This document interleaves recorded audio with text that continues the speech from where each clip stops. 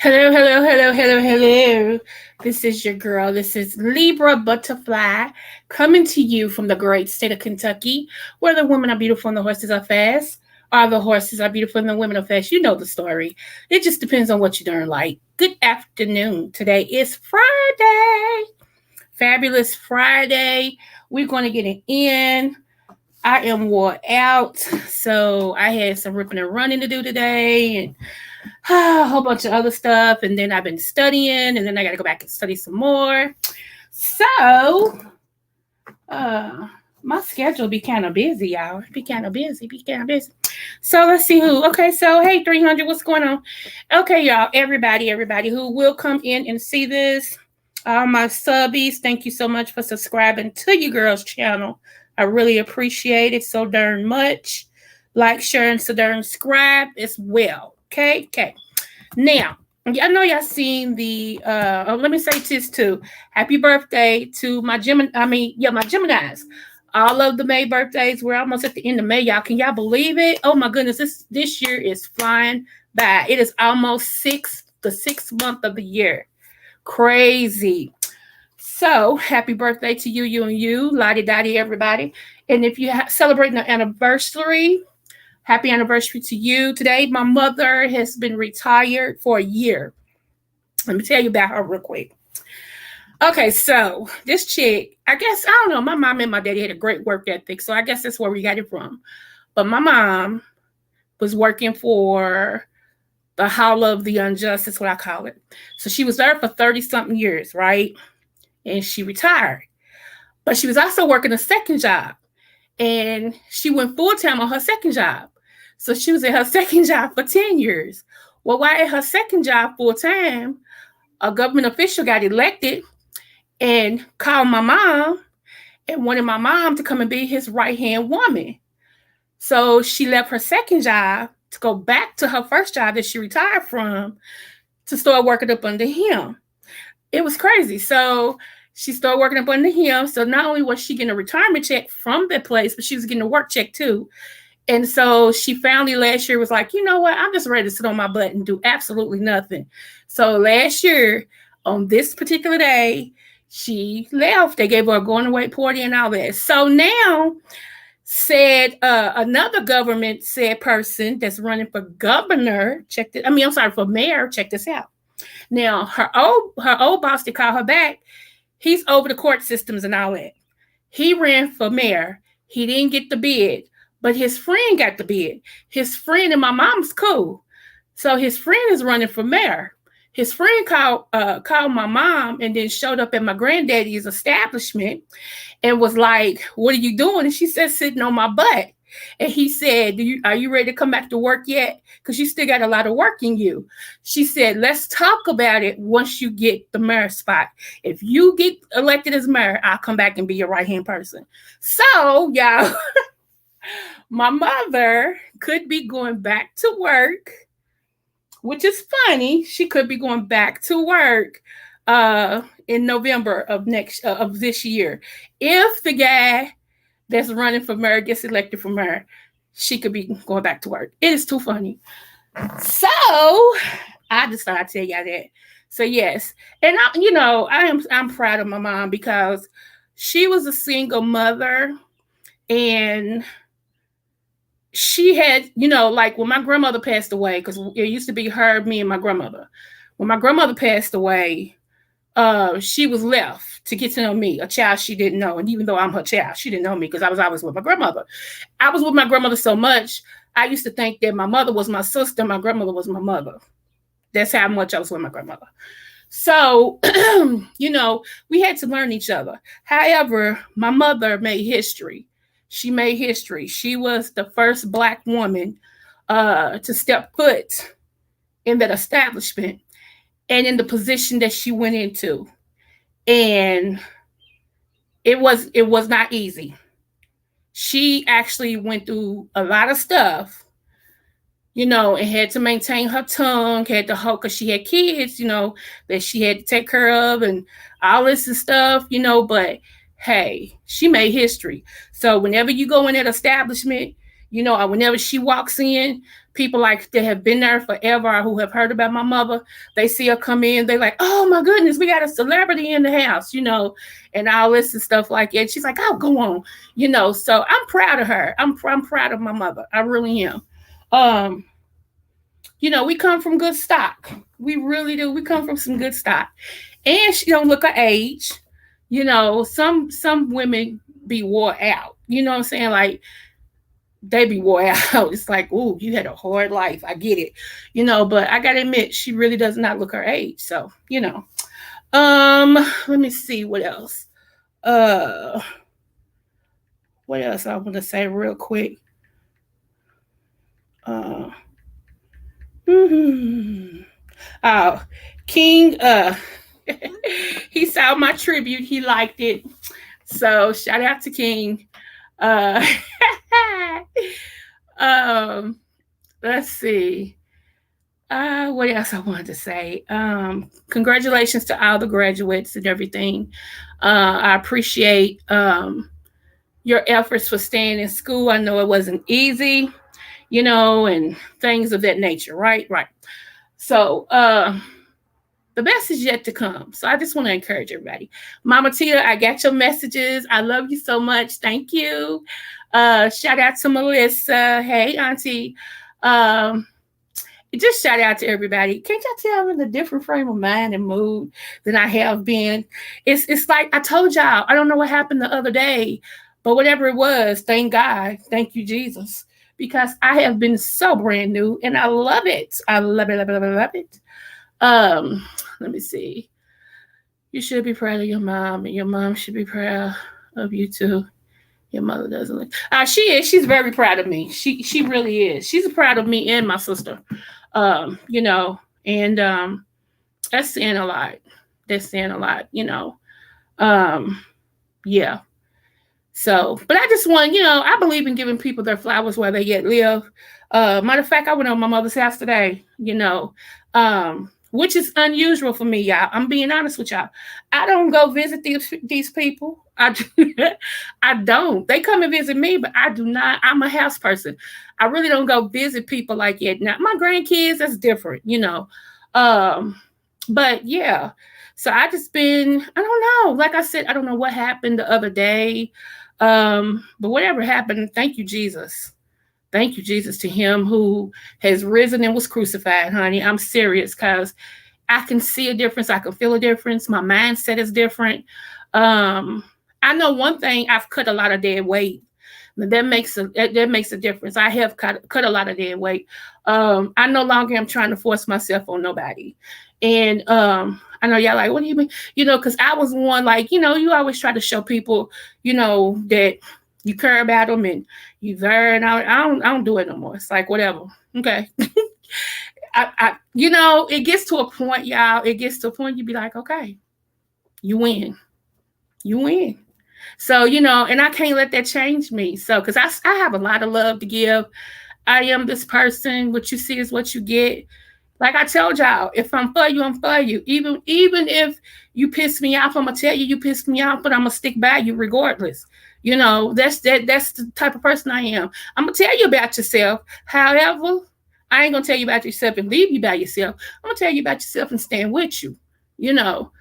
But so I just got to that point. It's like, and ever since I did it, yeah, I've been so free. I've been so light. I've been so free. I've been loving on people that let me love them. It's just like, it's just awesome. And I've been getting that love in return and understanding, and it's been great. It's really, really, really been great. Hey, Brooklyn, New York boy. Long time no see, love. Hey, thanks for coming over. I'm just running my mouth. I ain't even look down. Okay. So, I'm dealing with sinuses. See, I can hear my voice going in and out. So I apologize. That's why on some I sound so loud, and then I get real low because it's my sinuses, my allergies and sinuses. Because I'm down in the valley, it affects me like it's a certain time. So but yeah, y'all, it's I know I've been extremely busy lately. Glad I caught you. Oh, okay. Hey, Mimi. Hey, sis. And congratulations to Mimi's baby. She graduated today. Yay! I think she's going in first grade, if I'm not mistaken. Middle school is. Don't give me the line. Don't give me the line. So but yeah. So y'all, it's been good. To show that like I've been doing stuff that I normally wouldn't do. And but like I told you, I'm actually I'm getting to know myself. So that's great. But shoo-hoo, I got up today. I felt like wearing purple. Look, and I was like, let me see. So I don't know, just certain days, certain colors, they do something for me. So today was a lavender and purple day. So I went in my closet and I was like, okay, yeah, I'm gonna put these on. Because usually I would save like the outfit I got on today, I would save that actually for work or whatever. But today was kind of like, no, this is what I want to put on. This is what I'm gonna put on, and put on my little nice little flat little heels, and then had my little hair done and just left the house with my glasses on, just feeling good, So just doing me, taking care of my business, and everything like that. And yeah, it's been if I could stop smiling, I'd be okay. I mean, I'm trying to get it together so we can get into this study real quick. But I don't know. I got an inward joy, I got an inward joy. Second grade at 6. Okay, there you go. I know it. Thank you. So yes. So okay. Move forward. What I didn't do though, I did not get the ingredients to make this gumbo for tomorrow to surprise my family. Everybody keeps sending me text messages and hitting. Then one day soon they want some gumbo. And so I'm sitting here like, so I think I'm gonna go to the store early in the morning and come home, make the gumbo, and then, pack it up and get ready to head out my daughter's house for my grandbaby's birthday get together, and then for our Saturday night game night with the family. So yeah, And I know what my kids is doing, and I have to say this, my kids, they trying to keep me busy. That's what they're doing. They coming up with all these extra stuff to do. Everybody calls me on the phone, they texting me, they dropping by. Everybody is trying to keep me busy. And I like it. I know what they're trying to do. They want to make sure that I'm not sitting over here going into depression or whatever, thinking about my late husband, and all this and stuff. So, they trying to keep me busy. So I get it. I get it. So I'm like, okay, I see what y'all doing. I embrace it. I will embrace it. And it's good to feel wanted because, I could be a parent that they don't want to have nothing to do with. I could be a parent, that they don't call, they don't talk to, they don't text message, they don't do nothing. So like I said, I had to learn how to embrace it. I had to learn how to embrace it. And that's why I keep saying, when you're a parent, it's nothing wrong with telling your kids you're sorry. You don't know everything. And trust me, however good you think you were, I guarantee you, if you sit and talk to your kids, they'll tell you where you missed it. And when they bring it back to you, it's going to make you feel some type of way. But to be honest, like I said, they didn't have to tell me nothing because I already knew I had missed it on some points. And once God revealed it to me, because see, you can't correct your life and start doing better in your life and, asking God to order your footsteps and all this and stuff. And then you can't get it right with the people that know you. You know what I'm saying? You can apologize and listen to everybody outside, but the people that dealt with you every day, you can't find no I'm sorry's for them. No, it don't work like that. It don't work like that. And I'm just talking about me. I don't want to feel like I'm throwing off on him. I'm talking about me. And I did, and I didn't feel bad about it either. It actually released me when I went to my children and told them I am sorry. I missed it on some things. I'm sorry. And maybe right now you can't forgive me, maybe you can, but I want you to know I'm very much aware and I'm sorry. It seems like when kids hear that, because I know when my mother came to me, let's just keep it 100. When my mother came to me and was like, we need to talk, she said, I'm sorry. She said, and I'll probably be saying I'm sorry to you again until I get it right. She said, I messed up. It's some things I did do, some things I didn't do that I should have done. She said, and I apologize. I am sorry. She said, and sometime I want you to forgive me. Maybe you can't do it today, but I'm hoping soon you'll be able to forgive me. She said, I'm sorry. And she has tried to be different, and when she feel like she's failing again, she'll say, I messed up again. I'm sorry. That means a lot to me. Now, me being a adult, half a century, heard my mom tell me she's sorry for the things that she did do that was wrong and the things she didn't do that she should have done.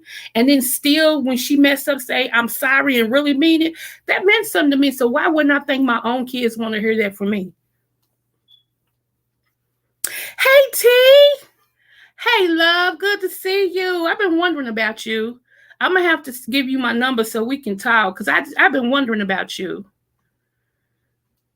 Yeah, parents are perfectly imperfect. Yeah, and what I don't, and that's why I keep telling everybody. I heard this preacher say today. He says some of y'all, he said, and this goes for the men. He says some of y'all men, he said, y'all refuse to admit that your moms wasn't perfect. He said y'all won't look at that and receive it for nothing. He said, but y'all quick to say that your dad was a jerk. He said, but, he said some other word. I'm just saying jerk to sum it up. He said, but y'all won't admit that your mother's messed up for nothing.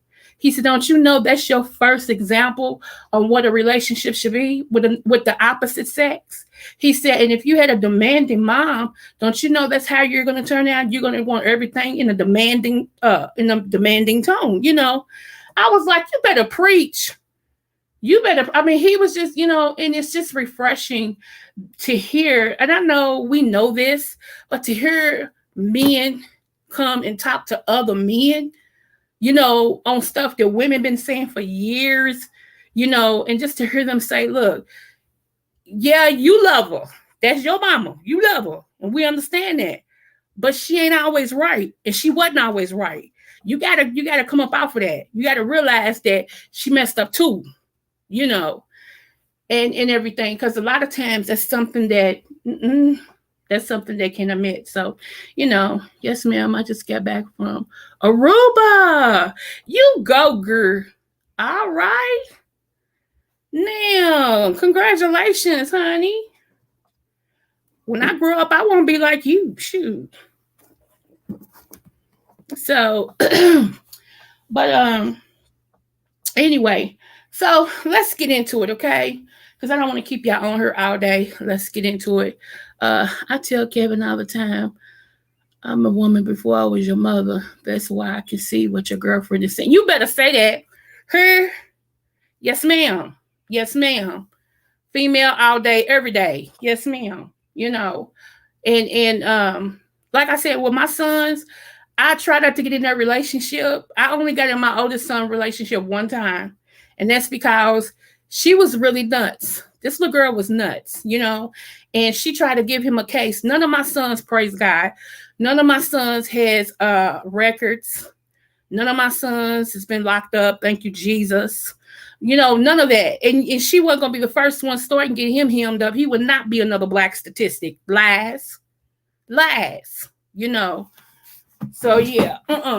I saw that coming a mile away. And I gave him room to see for himself because he was really in love with her. And then when it started going down, the way it was going down, me and her had a conversation. I didn't know my son was listening, but hey, whatever. Like I told her, you got me mixed up. Let me tell you what you're not going to do. I see what you're trying to do. You're trying to give my son a case, but let me tell you what you're not going to do. You're not going to get him all trapped up and stuff like that. I said, let me tell you something else. You better hope he don't get in nothing like that has to do with you because you done lied and set him up, because I'm coming for you. Forget my girls. I'm coming for you. And that's exactly how it went down.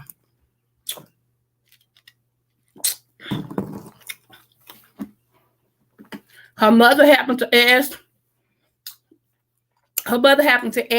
my son, my daughter said your mama said such. And did she say it? He said, you want to ask my mama because she'll tell you. I'm just asking you. I said, tell her I said it. And I said to her, and what? And I meant that. And so that's how we left that alone. Okay. Anywho, move forward. So, all right, y'all. Y'all seen the title. A lot of times we have been told that we really didn't have a place in Biblicum, in the Bible, except in slavery. Okay. And a lot of people that's our color don't believe in Christ. Okay, Jesus Christ. They feel like it's a religion that was actually forced on us, and that is far from the truth. Okay. When you don't know who you are or your history, you're doomed to fall for anything. Okay. So a lot of things I want to open our mindset up to, and I want to show us something. We're not going to get too deep today because it's a Friday and we're just not going to do it. But I do want to show you a couple of things, and some things we read and we don't pay no attention to it. That's why it's best. The Ku Klux Klan put an ad in the paper, all the major papers back in the 80s, I believe. I wish King was in here because he would probably know, but I think it was in the 80s. And it said, if you don't want a black man to know anything, put it in a book. Okay. In other words, what they were trying to say is, we don't read. We don't read. So anything that's worth knowing, we don't, unless we tell them, they're not going to look for it. Sad but true. Sad but true. We are such, and I'm saying we as far as a nationality of people. Okay, baby. A nationality of people as a whole, because I don't know individuals, whatever. But let me go here. We perish for the lack of knowledge. Okay, that's biblical. We perish for the lack of knowledge because we don't apply ourselves to know anything. If it's not neon lights, if it's not the glare of the computer, if it's not something that rings a bell or whatever to get our attention, we won't go look for it. We won't pick up a book. We won't study. We won't even pick up the Bible. Come on, let's get it real. Come on. And that's basic instructions before leaving Earth. We won't even pick it up on a daily basis. So, they have a point. If there's something that anybody don't want us to know, all they got to do is put it in a book because we won't read it. We wait for other people to tell us what it says. And that's being lazy. And that's just like when it comes to finances. We won't even look to see what's the best bank to put your money in or the best credit union to have your money in. We just go by either what our job has done or we go by what our parents did and we get with them and they used the bank for this many years, so I'm going to get in this bank too. But is it the best one to be in? See what I'm saying? We won't do our due diligence to find out what's best for us, what helps grow our money, who got the best rates, who got the best customer service. We won't do none of that. We just rely on the hookup to do what we got to do. And then we get mad when the hookup fails us. We get mad when the hookup fails us. I tell Kevin all the time, he's America's worst nightmare. Come on. What you said.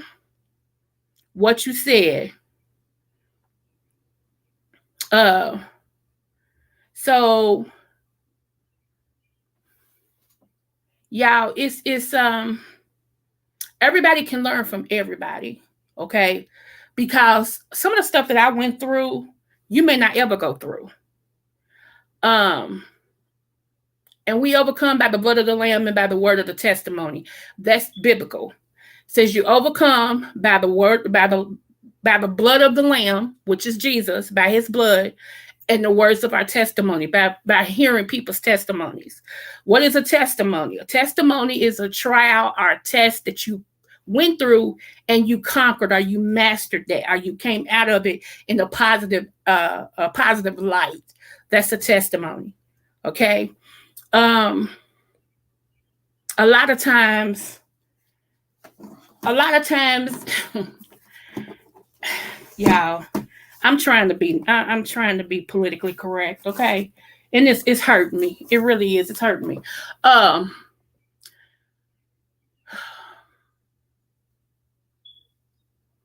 Okay, so let me go here. Let me go here. I'm gonna tell y'all a story real quick. Let me go get this little girl. Okay, babe. Being spoon-fed wisdom and knowledge is dangerous. Pick up a book and read it for yourself. What you said, Mimi?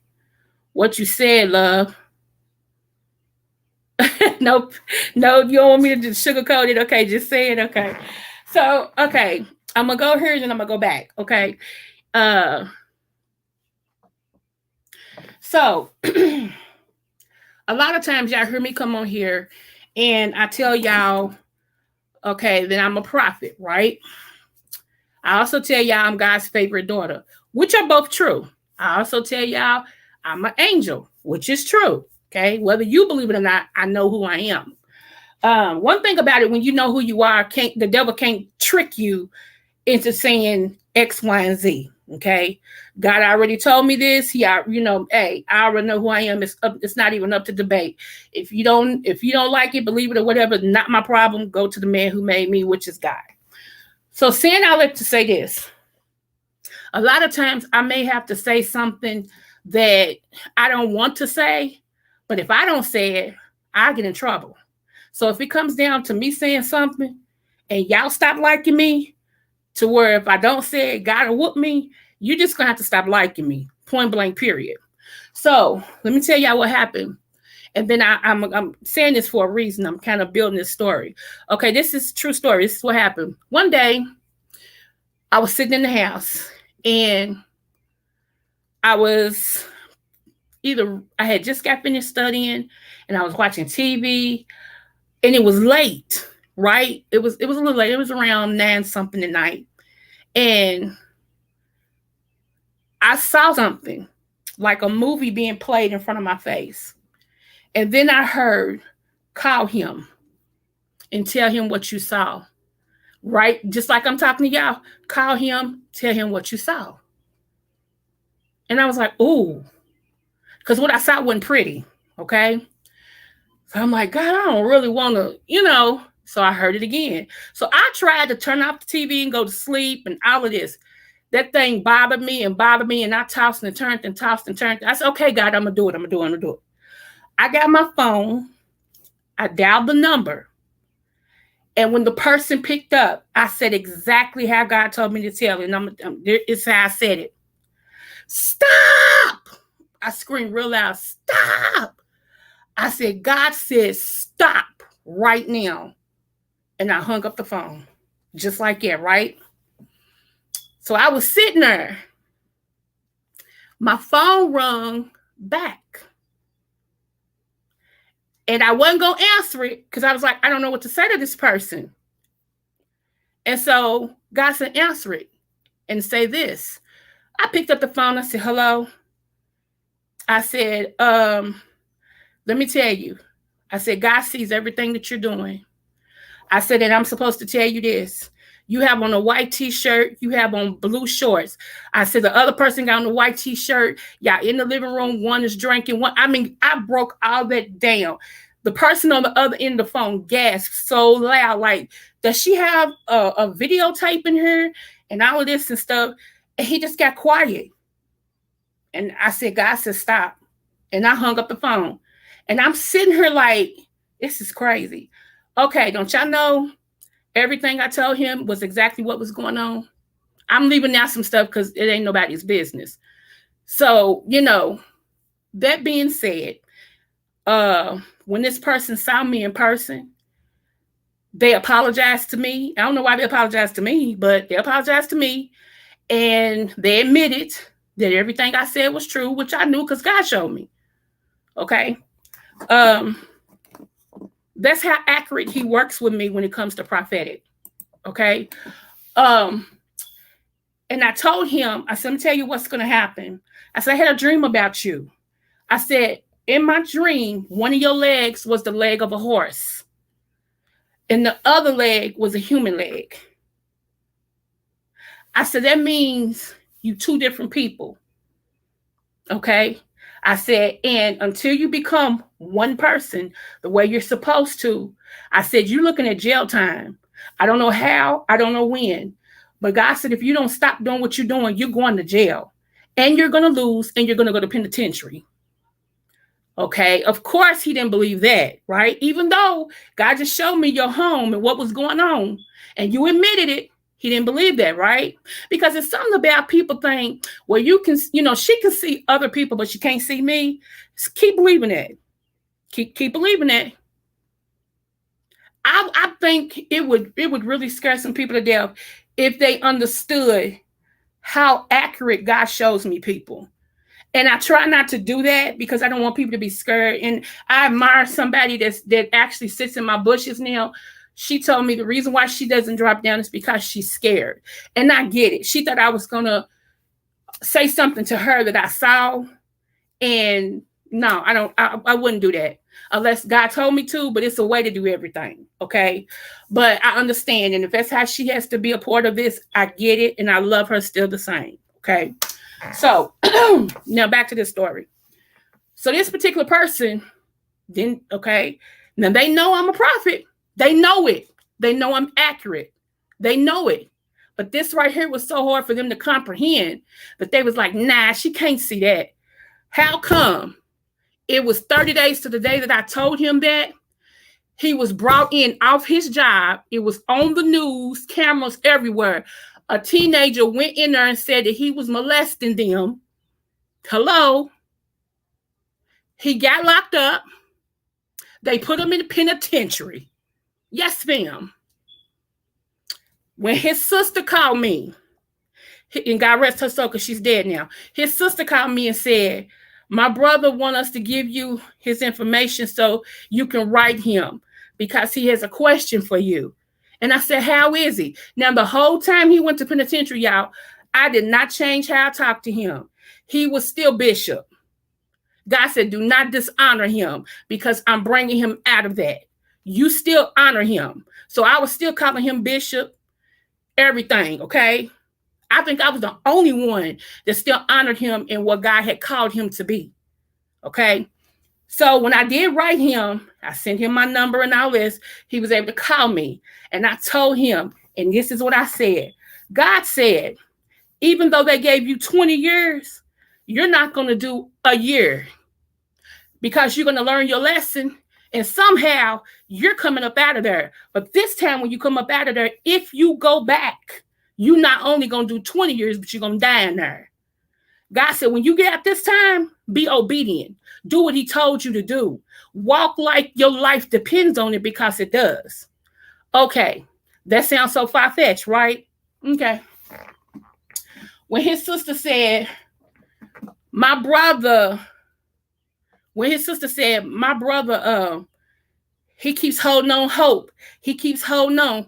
He keeps holding on. I said, yeah, because, and let me tell you how God will do a thing. My brother that just got out of the penitentiary this year, him and my brother was in there together. And he began to minister to my brother. You can't tell me, come on now. You can't tell me God don't hook stuff up like that. Now I'm sitting over here. He done sent me to warn you and to tell you what's going to happen if you don't stop. You get locked up and the person who be freeing you and cover you is my brother. What is the odds of that? And then in the return, you ministering to him, something you should have been doing out here. Yeah. Anywho, let me finish. So, they called me. His sister called me and said, guess what? I said, what? She said, they said my brother's coming out of jail. I said, I know. She said, he said you told him. I said, yeah. He'll be out. I said, unless he mess up. I said, now God's not playing with him. This is only on condition. I said, we'll see. Just like that. Y'all, I got another call 2 weeks later. You think I'm playing? And this is the call that I got. I said, hello. Woo, this sun out here is so beautiful. Prophetess! And he just screamed. I said, oh my God, you out of penitentiary. He said, yes, I am. Yes, I am. And he just started praising God. He was like, I have learned my lesson. He said, I promise you. He said, I told God, I'm done. I'm done. He said, baby, I'm done. He said, and your brother, I said, I know he's coming out too. I said, he just got a little more lessons to learn, but he's coming out. He's not going to do the rest of his time. He's coming out. You know, so y'all, yeah, now this man is out. He's no longer in my city, in my state. He's in another state and city. He's over a whole store making great money. He's accountable. He has people that he's accountable to because he's like, he don't want nothing to mess up his walk with God. I mean, just to see his life turn around. See, here's the thing. We are quick to throw people away. We're human. You know, we're quick to say, ain't nothing in that person. You know, and we'll throw them away. We forget about our compassion of love. We forget that people had to labor with us. I know people had to labor with me. I know they had to labor with me, baby, because my temper was something else. I didn't like me because of my temper. You know, even though I was made to be like that, still, I didn't like getting upset the way that I used to get upset. It's like I had no control. I was a wild animal. I had no control. You know, but baby, God knows all things. He has it all lined up. So, that being said, with all the prophetic words that God shows me so I could show y'all and tell y'all, I'm telling y'all now, there are certain things that he showed me. He did show me about the children being molested. He showed me some horrific things. Okay, some horrific things that is going on. He showed me some people uh, doing some very nasty and bad things to loved ones. And I'm talking loved ones that they're kin to. And you're going to pay for that. You're going to pay for that. You really are. Um, you didn't get away with it. You did not. I know in the back of people's mind, they feel like they got away with it because nobody knew. Somebody always know. God got people everywhere. Somebody always know. You know,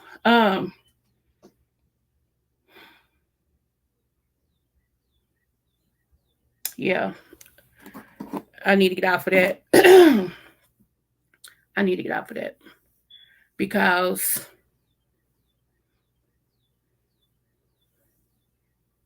mm, it's a lot of times that I see things and my anxiety kicks in. I was telling Mimi that the other day. I was like, I saw some stuff and my anxiety kicks in. It's like, oh my goodness. And my anxiety just kicks in. I said, I cannot even begin to tell people the stuff that I see because it would scare them to death. It would scare them to death for real. And it's not like I asked, because trust me, I be trying to be busy with my own life. I be trying to be over here doing me, whatever that is. And trust me, he puts me in different people's business. I don't know why, and for a while, God was showing me people that was going to die. Are people that was on their deathbed. Are people who just crossed over. I don't get it. He was, and I mean, some people I didn't even know. But he would show me, I'm taking this one. I'm about to take this one. I just took that one. It's like, okay, God, like, and I'm supposed to do what with this? I'm supposed to do what with it? I don't know. You know, um, it's crazy. It's really, really crazy. It's yeah. Let me sip some water.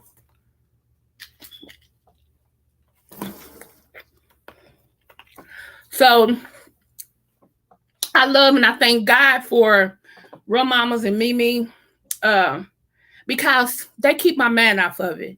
Because lately, prophetically, has been, oh my goodness, it has been on me heavy. I mean, I've been seeing things left and right, left and right. I can be sitting here watching a movie and it's like I'm not even here watching the movie no more. He done took me somewhere and I'm watching things unfold and hearing conversations and seeing people do stuff. It's and I know it sounds science fiction, but unless you really see, there's a different. Let me tell you about prophets. Okay, there are different type of prophets. I sit in the office of prophets, meaning I am the prophet. I set order. I can see for a whole lot of people. I see regions. I see I have people under me. Like I speak to leaders.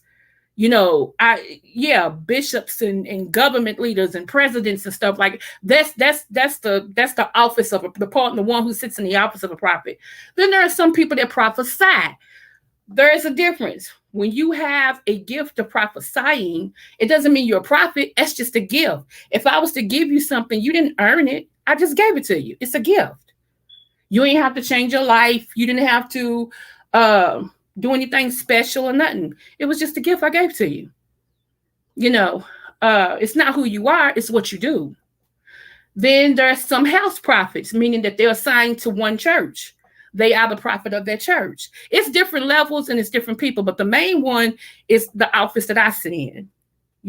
That's over prophets, that you speak to leaders and stuff like that. So you see a lot. You see a lot. Not only do you see a lot, you feel a lot. So I wanted to make it clear because I know a lot of people has questions for me and they send me emails and all this and stuff. And they like, do you read palms? Do you do this? I'm not a psychic. I'm a prophet. That's different. Prophets are earmarked from God. They come here like that. You do not become a prophet. You either one or you're not. You either in the office or you're not. Everything that God has, the devil tries to mimic. Okay.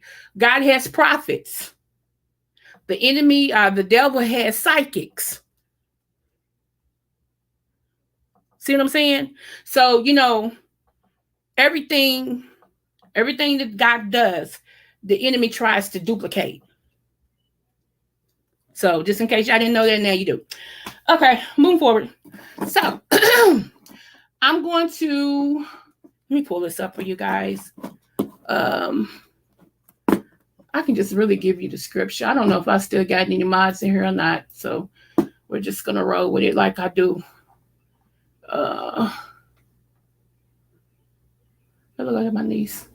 Okay, where is it at? Where is it at? Where is it? Where is it? Nope, that's not it. Here we go. All right. Now, the first book of the Bible is Genesis. That's how they put it in the book, okay? We all know that the real first book of the Bible is Job. But however, in the Bible itself, the first book of the Bible is Genesis.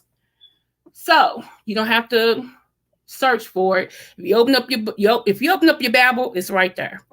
Let me see.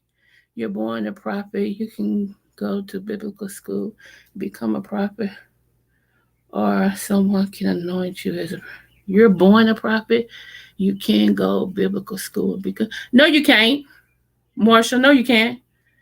No, you can't. They can tell you that you can, but no, you can't. A prophet is the only thing you can't go and become. A prophet is something that God gives you when you come here. Before you come here, he chooses whoever he wants to speak to in that manner, and he earmarks you. You can't go to school to become that. That's something you can't do. You can go to school to become an evangelist, a teacher, a preacher. You can go to school for them, a bishop, but you cannot go. You meant can't. Okay, I got you. Okay, I got you. Yeah, you're right. You're right. Okay, I was like, wait a minute now. Let me see. Thanks, Queen, for explanation. The difference. Right. Okay, y'all both right. Thank y'all. Okay, so Genesis, the second chapter. And I'm gonna read this verse to you guys. Let's see. We're gonna start right here. It says, I'm gonna start with number 5. Now, number 5 backs up why I do herbs. It says, but every plant of the field before it was in the earth, and every herb of the field before it grew, for the Lord God had not caused it to rain upon the earth, and there was not a man to till the ground. Okay. God gave us all of this stuff for the healing of our bodies. Okay. Okay. Hi. Is it one Tiara? Hi, love. Thank you for listening. Okay. Okay. So number 6 is, but there went up a mist from earth and watered the whole face of the ground. Now, here's where we want to focus at. Check this out. Verse number 7, it says, and the Lord God formed man of the dust of the ground. Okay. And breathed into his nostrils the breath of life. And man became a living soul. So if somebody was to ask you guys, if somebody say, who was the first son of God? Who was the first son of God? I'm going to see if, at least if y'all know that. Who's the first son of God? Y'all can put the name in there. Who's God's son? Maybe I should say it like that. Where's my straw? It's water so good, but it's spilling all down my shirt. Lord have mercy. Okay, I got my straw. I'm good. Okay, she said Jesus. Okay. Adam. Okay. Anybody else want to chime in?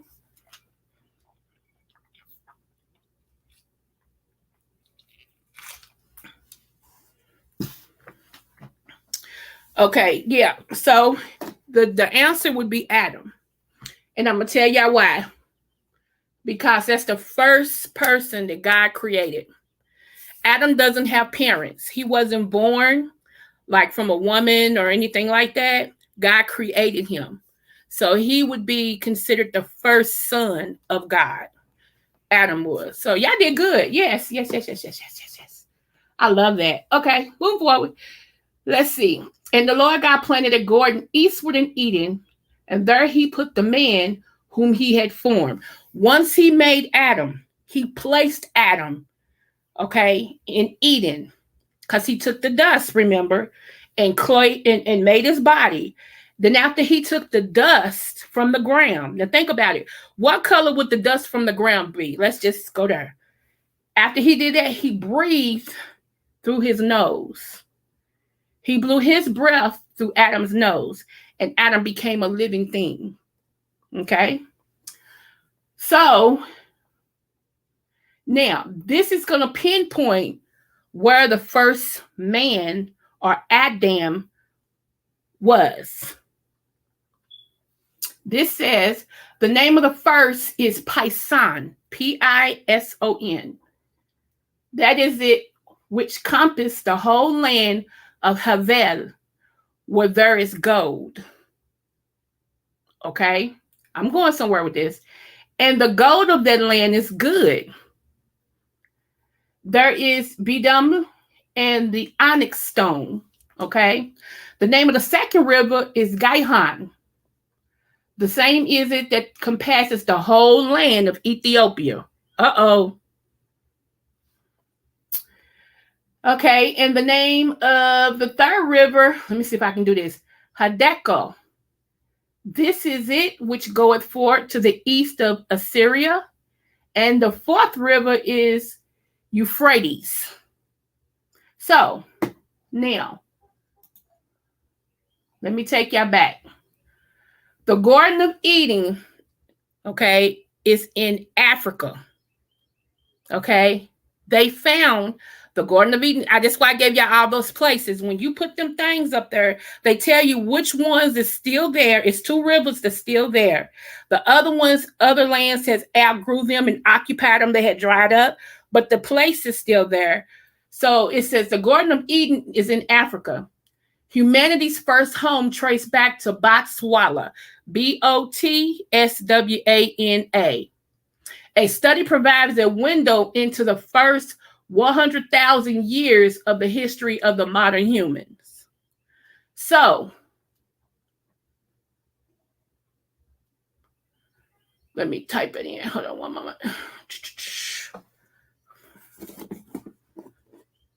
Okay. Botswana.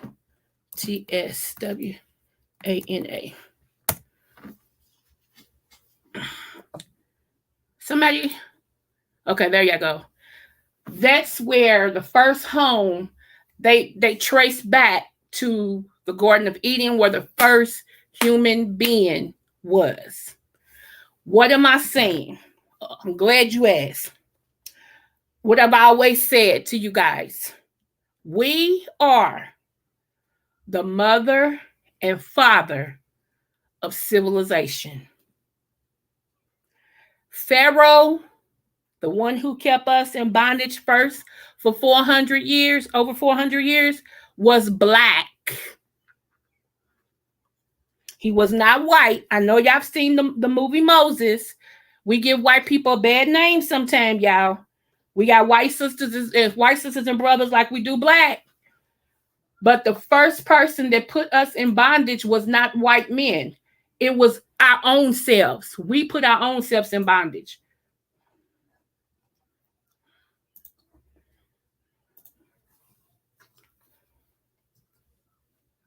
So, it was like I told y'all once before. It was easy. Oh, yeah, 300. I'm sorry. I'm not really looking. I apologize.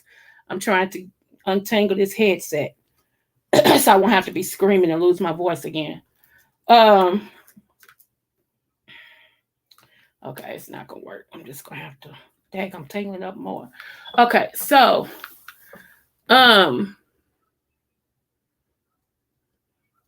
now we also know that there are many more books of the Bible than what they put in the thing that we consider the Bible. That there's many more books. Okay, and we're gonna get into that as we go along. Not today, but we're going to get into that as we go along, because even the Bible that we have with the 66 books in it, it even talks about the other books of the Bible that is left out. So when they really went back and did the Bible, they still left clues to the other chapters that should have been. They shouldn't have never messed with it. That Bible, I think, was created 1600s, in the 1600s, the early 1600s, maybe 1602, 1605, something like that. And then they redid this Bible that we have in our churches and in our homes and stuff like that, because they felt like some of the stuff that was in the Bible we didn't need to know. Well, I beg to differ. I beg to differ. And even when you read the words, you can tell that some things is just, it's like, wait a minute. Huh? You know, let me see. And they weren't white Jews either. The Jews. Yes, absolutely. It's yep. Absolutely. It's a Bible I heard people talking about that Black people should read, but I don't know the name of it. Probably the let me get the name for you, because I was talking about that too not too long ago. It starts with the M. Let me finish this and not try to get it before we get out for here, and give it to you, Itero. Okay, so y'all know that the world started over again after it flooded. Now, Noah and his 3 sons, Noah's wife, his 3 sons and their wife, two of the animals and some extra animals that they ate. Okay, so you know how they said they marched the animals on the ark 2 by 2. Well, that was true. The animals did go. They did have a pair. So they have several pairs on there because they were starting the world over again. However, they had additional animals that went on there too, so that the animals could have something to eat. Okay, so they actually had more than just 2 by 2. And so when they started over, okay, this is where the controversy come in. Okay, love. Thank you. Thank you for coming. Yeah, thank you for being here. This is where the controversy comes in at. So some people believe that Noah's 3 sons was of 3 different races. Okay, I don't know if I agree with that, and I'm gonna tell you why. They had the same mother and same father, so I don't understand how they could be 3 different races. Think about that. Okay, now Japheth, which is one of Noah's sons, Japheth, is Japheth.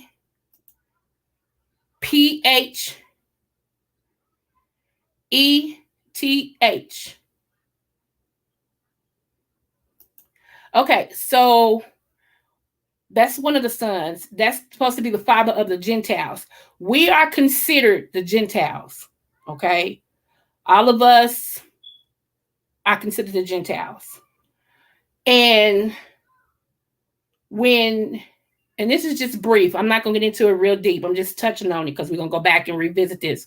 But Japheth, when he did migrate, when they got off the ark, he took his people and they went close to like the Black Sea, the Caspian Sea, Ukraine.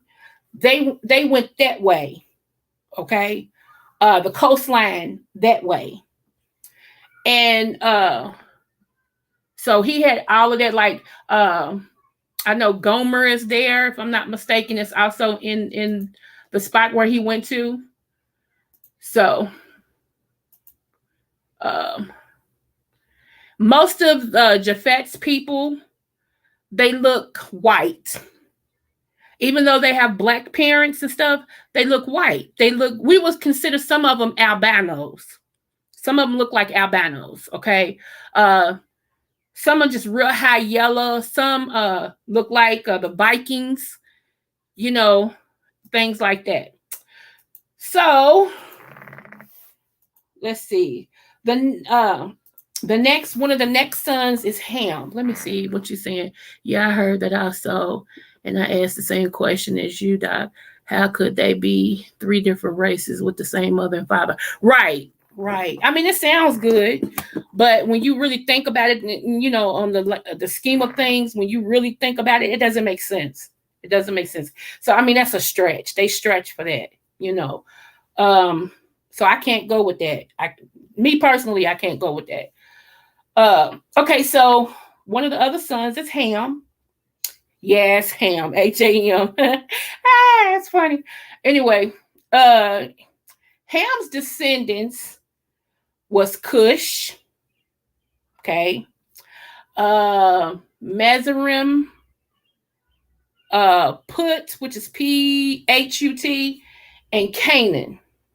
Okay, those was his offsprings, and more or less, those were Africans. Okay. Now you know Kush is what people be firing up in smoke, so you had to know we was connected to Kush some, some in some way, form, shape. We connected to Kush in some type of way. I mean, come on now, you know. But it's funny. That's funny to me. I'm sorry, y'all. But even Moses, when Moses got married, he married an Ethiopian woman. She was black. So, you know, the reason why I'm taking my time to say stuff like this is because it's really funny to me that people have tried to erase us from history, except to, you know, make us think all we were slaves. And that's not the truth. That's not the truth at all. It's so far away from the truth. It's crazy. And that's why I understand why some people feel like that, you know, the Bible was just given to us or thrust upon us, that we, you know, that's not our religion, and this, that, and the other, and all this and stuff. And see, here's the thing. When Jesus was born, let's go here. And I know some of y'all that follow me, y'all been hearing this from me, so I'm just gonna tell the ones that don't. When Jesus was born, he was actually, his parents had to go into down into Egypt and stay, because the sitting king had set out that if anybody saw them, he wanted Jesus dead. Okay, because he had heard about the king that's supposed to be taking his place, and so he wanted him dead. Okay, when they heard about the Magites looking for Jesus, which is the three wise, well, not the three wise men, I'm sorry, which is the wise men. They were looking for Jesus. He told them, when y'all find him, let us know, because I want to honor him too. I'm paraphrasing. And so, you know, they followed them. And when the Magi's got to Jesus, he was not in the manger. He was not in the manger. He was going on 3 years old if he wasn't already 3. So he wasn't in the manger. You know, and I know when we get those pictures and we get those Christmas cards and all of that, it shows him in the manger and, you know, all this and stuff, like they went there overnight. We got to remember, they've been traveling by camel. Camel is not as fast as a horse. Okay. So they was traveling by camel through the desert. Okay. Let me see. Right. The most hated people, us. I definitely believe. Yeah. Yes. And, so anyway, now the only way, and think about this. Let's just think about it. Think about it. This is how I look at this. The only way that Joseph and Mary, as well as Jesus, will be able to blend in without getting word to Herod, I forgot which king it was, that they were there, would be if they looked like those they were among. Okay. And so that's where he was. So even down there in Egypt, they had, and you know, Egypt is in the middle of Africa. Okay. Like all of it's around, it's a part of what it is. They had Jesus down there until a certain age, and they were learning and talking and understanding the scripts and everything. So think about this. When the other people came in to run us out of our homes, and we ran to try to get solace through other African people in other nations down there, we thought that by them looking like us, they would hide us, or at least, you know, draw arms to protect us. And in actuality, they sold us out to the foreigners, okay, who came to take over where we lived, who came to conquer us. They sold us to them into slavery. Don't that sound familiar? One of the son who his own siblings sold him to the gypsies. Okay, think about that. And they threw him in a pit first, and then they seen some travelers going by, and they sold him to the travelers. And then they had to come to the city to get some help for the drought that was coming. And their own brother that they had sold was king, was the king's right arm, and they didn't recognize him because it had been so. Y'all, it's just history repeating itself. Yeah, it's just history repeating itself. So, okay, so um we not only migrated to the United States, and I know North America. I know everybody thinks that we just came here. No, some of us already lived here. But for the most part, those of us that got sold out, they took us to Spain. They took us to Europe. They took us. I mean, we went everywhere. That's why you can look in Germany and see some black people. You look in Europe, see black people.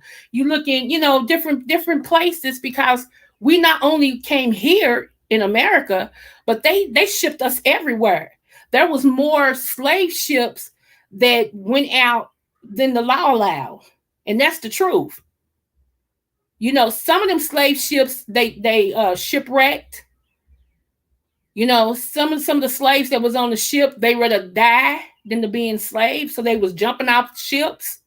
Some of them died while on the ship because they was packing them like sardines. Plank. And that's why when people started doing that about 5 years ago, they started doing that plank test. I mean, a plank thing. I was like, that's not funny. And everybody's like, oh, we're going to do the plank challenge. Why? That's not funny. That's making fun of the struggle that our people went through. Yeah, we're very much international. And don't y'all know, I even showed some of the people that the Queen Elizabeth that was over there, she was black. She was black. And I forgot how the story went that the other people was able to uproot her off that throne. But that's the same thing that happened in Hawaii. The head of Hawaii, the queen of Hawaii, it was a queen that was over Hawaii before America stole it and took it from her. She was black. She was over Hawaii. It had a black queen. And when we went over there, we overthrew her and took Hawaii. Yeah.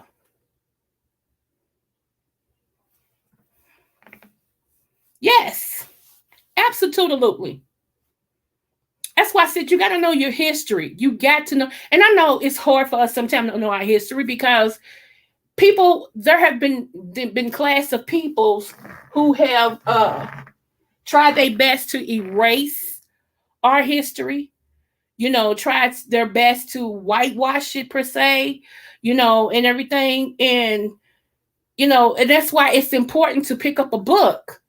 I go back to what I first said. It's important to pick up a book. How else will you know? How else will you know? So we are in the word. We are in the Bible. We are more in the Bible than just slaves.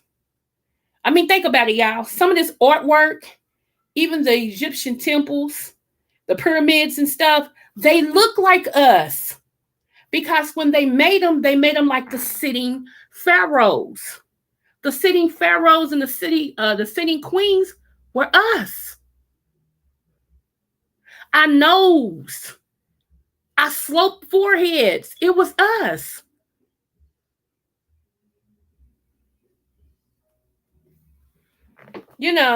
So you can't get past that. Let me let him know to bring his water in.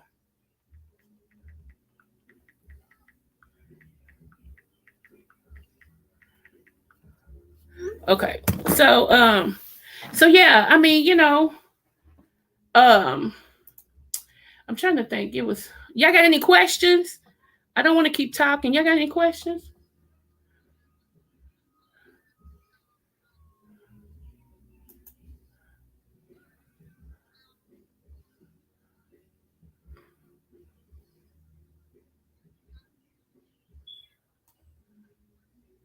Okay, so let me just give y'all Ham. His people was around Ethiopian, Nubian, what else? It was on one side of the Red Sea,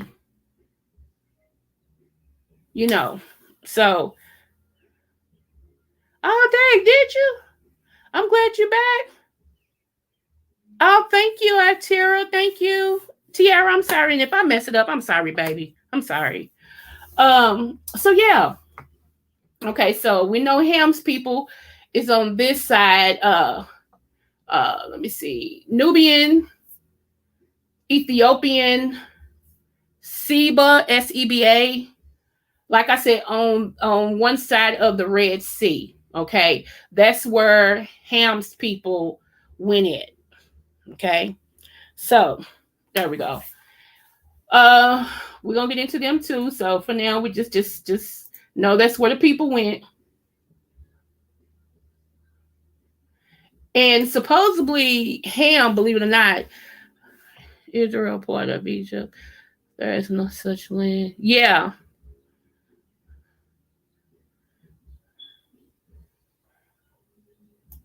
Okay, so put is supposed to be Libya.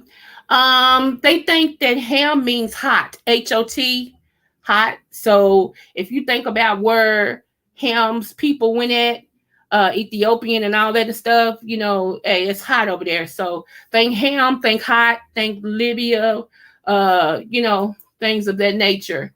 Um, let's see. They also in Libya they wore locks. Hello. They wore locks. Come on now. Do y'all see where I'm going with this? I know what you meant. I knew what you meant. 300. Let's see. Uh, okay. Canaan is like Israel, Lebanon, like the Middle Eastern, Syria. Um,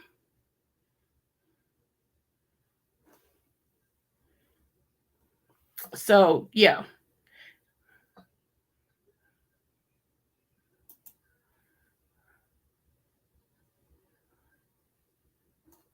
So the Canaanites, and that's what I was getting to. They're actually in Israel, and northeast of Canaan. Northeast of Canaan? But I know they're in Israel. It's only like two places that the Canaanites is. Okay, which is the descendants of Cain, which is the descendants of Ham, which Ham's mean hot.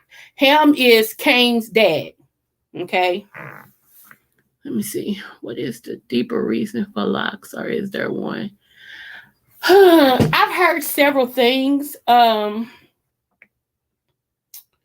It's supposed to be where our strength is. If you remember, I don't know if you remember or not. So there is a story in the Bible of Hercules. Not is it Hercules? No, not Hercules. Oh man, what is his name?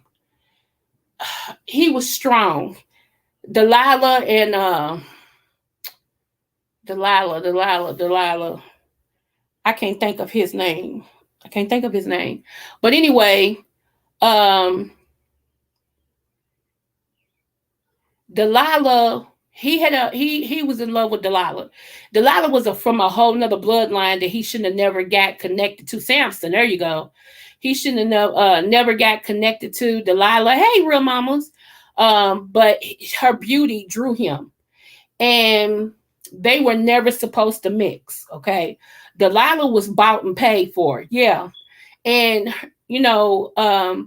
the one thing, Samson had been growing his locks since birth. His locks was a sense of power. His locks was a sense of his heritage. Okay, and a razor was never supposed to touch his head. That was the rule. A razor was never supposed to touch his head, and so because he was such a threat, they sent Delilah in to ask him 3 times, where does his power lie? Okay. First 2 times he told her a lie. you know, and everything. And so the last time, you know how women can be. We turned up the charm, telling me, you don't really love me. You're just gonna trick me again, and all this type of stuff, paraphrasing. And so he finally, with his head in her lap, trusting her, told her where his power lied, where his strength lied. And he told the wrong woman. He told the wrong one. And so when he got up to shake his head like he normally do, he realized he couldn't shake his hair because she had cut all of his hair off. And that's when they came in and captured him. But even though, he asked God for one more time for strength, and he knew he was gonna die too, but God granted him that wish. And not only did he, take down the palace, he took himself out too, But yeah, that story right there always fascinates me because a lot of times, and I used to use it with my sons, and I would tell them, don't always focus on a woman's beauty, okay? Because if that's all you're focusing on, and she has no substance, she has no heart, she don't love you, she don't care about you, she just, it's just all about beauty and stuff. You may be sleeping with the enemy. You may want to just watch that because, you know, yeah. And that's what he did. He, instead of him staying with the woman that he was with at first, and a lot of people don't even know that Samson had another woman. He was with another woman before Delilah. He left that woman to get with Delilah, and sometimes just because she's pretty, don't make her the one for you. Is she trustworthy? It was a whole lot of things, that we can learn from that. So, you know, but yeah, let me see. Doc, when Samson took down the palace after getting his haircut, did they blind him too? Yeah, they did all that before he took it down. That's why, when he did take it down, he looked up to heaven. Was like, God, grant me one more wish. Grant me one more thing. And everything, because they did that to him before he took the palace down, because they were able to get him after she cut his hair. Have to open up the book, not just admire the cover. Come on now, have to open up the book, not just admire the cover. I know that's right. Good thing to tell them and keep that in mind for my boys. Yeah, because it just depends, and yeah. I really want to do a teaching. I want to do a teaching, but I want to teach the men, because I feel like a lot of men was inadvertently taught by their mothers, but not really correctly. And I think sometimes when men have a lot of disdain for women, it comes because they don't feel like they can say something or have it against their own mom. So they take it out on other women. They take it out on women they marry or they date. Like they say stuff to her or treat her a certain type of way that they trying to get back at their parent for, and they can't. So they treat their woman like that. Like, she ends up paying for everything the mother did or didn't do, which is sad. It's really sad, but a lot of times that's what happens. It's exactly what happens. You can tell if a man had a loving mother. You can tell if he does, because when he encounters a woman, he treats her like a queen. He understands that, she's different. He understands that I need to allow her to be the softer version of me. I may not always understand her, but I need to listen. And what I know, if she don't know, I need to teach her. It's never a hating thing, a begrudging thing, or whatever you got to say is stupid. I don't want to hear that. And I think a lot of men have been raised like it. Like, the parent was like, you heard what I said, you gonna do what I said. I don't want to hear that. Like that. And so men don't realize that when they deal with women, that's how they come out. Like a woman to be trying to explain herself, I'd be like, no, that's not what I'm saying. I don't want to hear that. You heard what I said, and I'm done.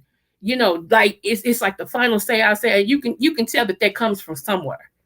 That comes from somewhere. It's deep. So, and it's a lot of times that we have to rethink things and we have to reprogram ourselves, you know.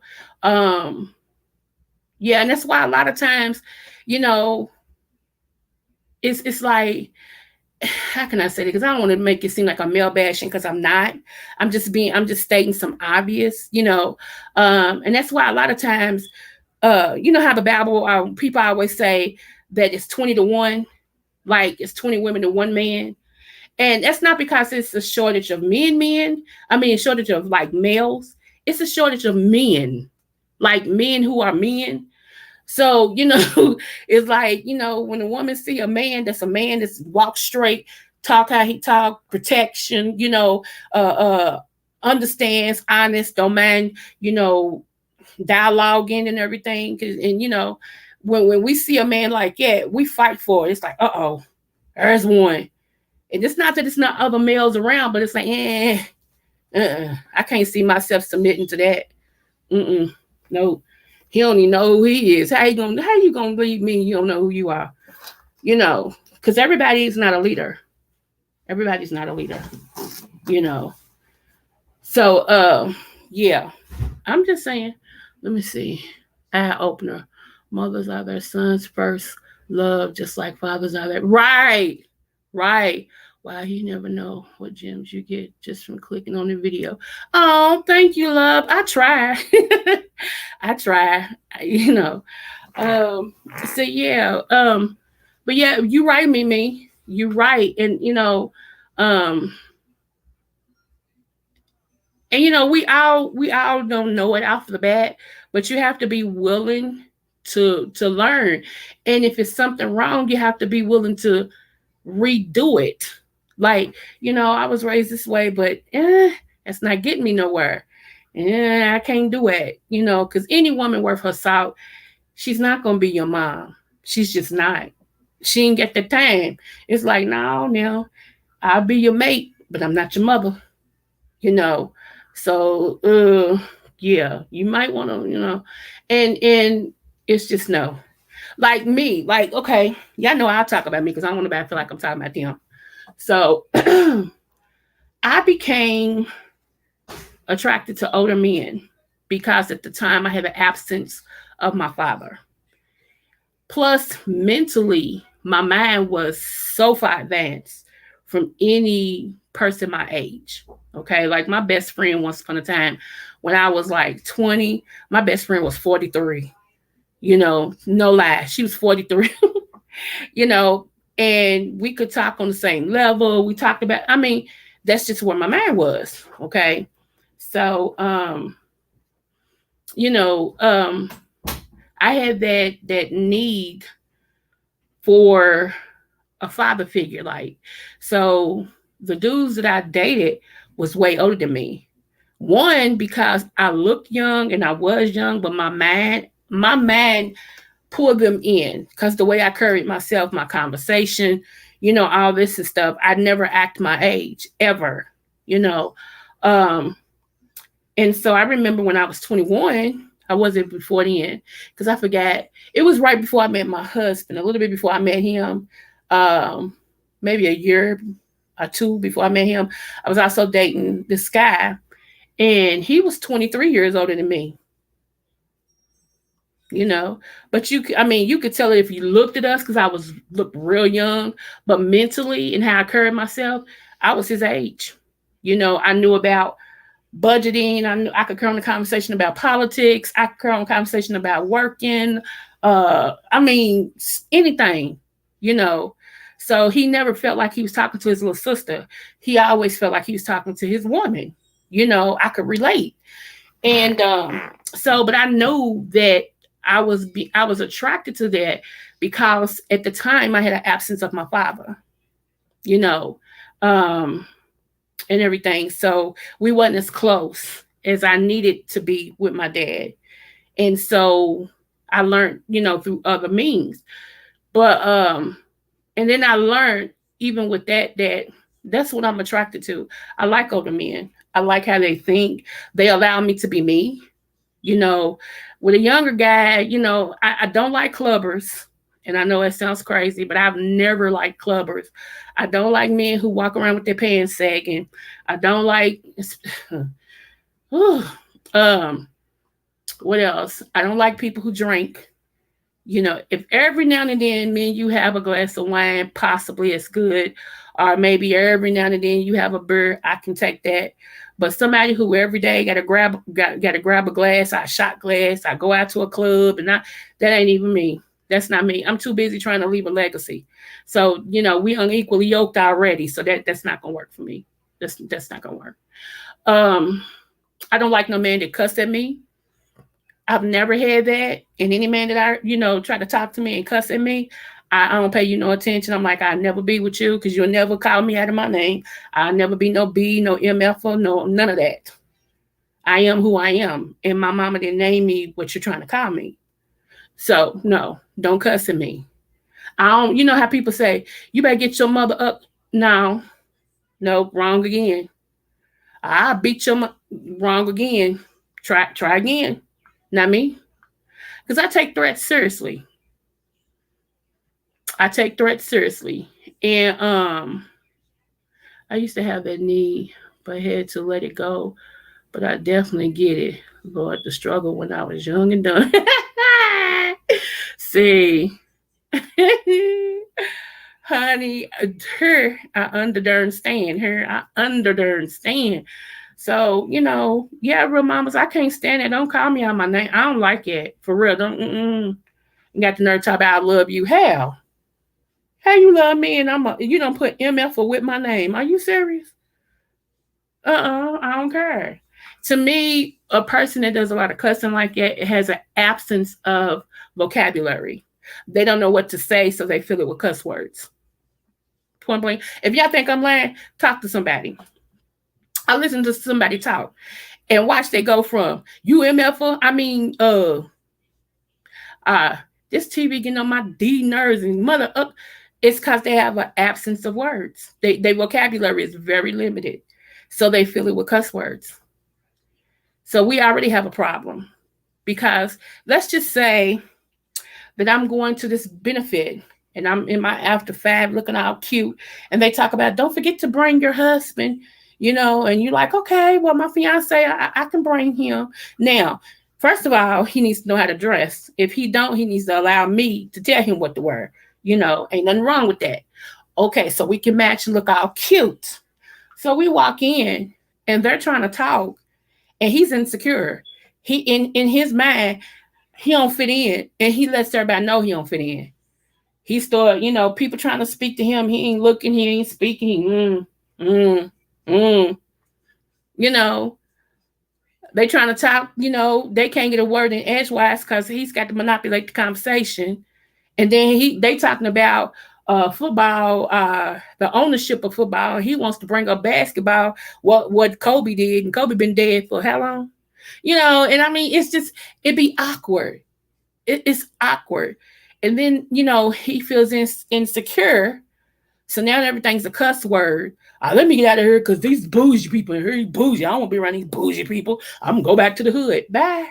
You should have never came out the hood. So a lot of times, y'all, no. You got to date where you're going, not where you're at.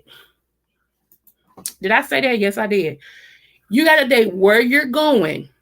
Okay, when you know you're going somewhere, the guy got something better for you, you got to date upwards, not downwards. You don't date where you've been. You don't date where you're at. You date where you're going. Because then if you settle and take somebody, that's already showed you they stumble through life, they can't talk, they don't like to talk, they don't know how to carry themselves, everything's a cuss word, they ain't no good for themselves, let alone you. I mean, and if you go on and hook up with somebody like that, you get what you deserve. You can't say you didn't know that person was a piece of crap because they were showing you crap material the whole time you was dating. They don't know how to budget. They don't know. All they know how to do is give you their penis. Are they cuckoo? That's it. They can't turn on a conversation. They don't know how to talk about nothing. They don't read. They don't, I mean, just, it's just a big bottle of no. Just a big bottle of no. And here you are trying to make your life better. You trying to look up different things. You trying to plant a garden in the yard, and you thinking about the future, and he can't seem to think about nothing but when he gonna get you back in the bed, or what you gonna cook for tomorrow, huh? If you say, like I said, some people you can ask, how do you see yourself? First of all, everybody should have a 5-year plan. Everybody. Somebody say, how do you see yourself in 5 years? You should be able to answer that. If you can't answer that, you're behind. You're very much behind, and that's sad. But now that you know that, now you can ask yourself, how do I see myself in 5 years? The next question is, how do you see yourself in 3 years? How do you see yourself in a year? And then how do you see yourself in 6 months? Those are all the points that you should be asking.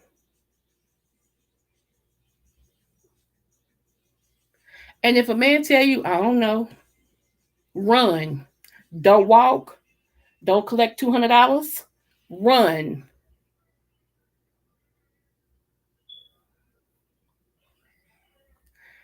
How you gonna lead and you can't even see yourself in your future?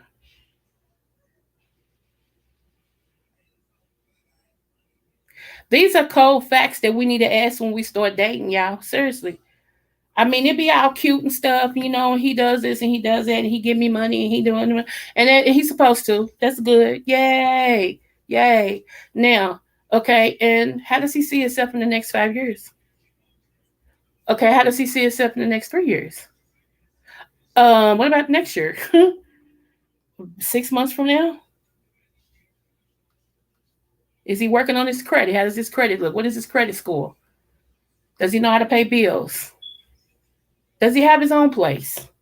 How does this place look? Is it clean? Is it dirty? Does it have dust from a mile away? I mean, is he looking for a girlfriend, a wife, or a maid? Because that's important too. Is he looking for a girlfriend, a wife, or a maid? Think about that. Because I'm smarter than your average fifth grader. You see what I'm saying? I mean, God has put me here to do a little bit more than to be your maid. All you want to see me do is cook, clean, screw. And really not in that order. Cook, clean, screw, cook, clean, screw, clean, cook, screw, clean, cook. That's okay with you. That's fine. If you get a man and those are the only 3 attributes he can see in you, run. Y'all think I'm playing? Run. Because whenever you try to go back to school, it's gonna be a problem. If you ever get a better job, or if you get a job and you make a little bit more than him, or it sets you like in front of people, it's gonna be a problem. He's gonna have a problem with that. You're gonna be accused of sleeping with every man that you come in contact with. You're gonna be accused. You must like going to school because it's dudes that want to be with you. You was late coming home from school. What you do? Stop off and get a quickie. It's gonna always be that. It's gonna always be that because that insecurity kicks in. As long as you made sex partner, you good. Let me see. Hold on. Let me look out at the screen. Okay, hold on. I told God I was waiting on him from him on out, and that's just what I'm doing. Running my own business, at least 2 published books. Come on now. We need to do another vision board. Okay, we sure can, honey. Yes, it took me some time, but I finally get it now. Yep. The best advice God gave was stop asking for a husband from a broken place. Come, Mimi. Oh, oh. And you know what? and okay, let me use, because I don't want anybody to get offended. So let me use King. Okay, we call Anthony McNeil King. Let me use King. Let's just say King was single. He's married, y'all, ladies. So back up. He's married. Okay, but let's just say he was single. King is the type of man that a gold digger would try her best to get her hands on him. One, he's nice looking. Two, he's tall. Three, he's got a physique on him. Four, he's intelligent. Five, he's got a good job. You know what I'm saying? Six, he's really nice.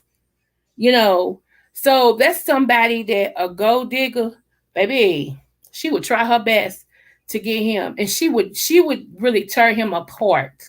What I mean by that is she would get in where she fit in, and then after that, she'll start trying to make him over. His money would be good, but that would be all. She would be trying to do other stuff.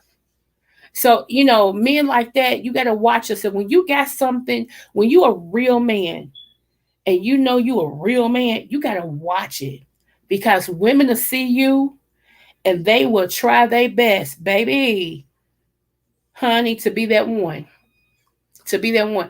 And a lot of times, men, y'all fall for this. The one you need will tell you about yourself and to love you anyway. That's not the one you want. The one you want is the one that'll lie to you and make you feel like you just floating on cloud 36, even though she know you a screw up, And that one, you'll marry that one, you'll try to wife up, and that's the one that'll run circles around you. Because she did that because she knew what you needed, and she gave you what you need so she can get what she want. When the other one, not only is she about it, but if y'all ever in a ditch, she can help you get out of it. If you ever got something on your mind, she could be your therapist. You you bring her some food, she can make you a meal. You get her a house, she can make you a home. You know what I'm saying? So but because she don't say those swelling words to you in your uckery, you don't want it, and so you end up with uh Betty Boop over here with the big old boobs and big old booty and all this and stuff that's faithful to you in front of your face. But as soon as you go to the store, she's screwing your friends. See what I'm saying? I know I'm in the house.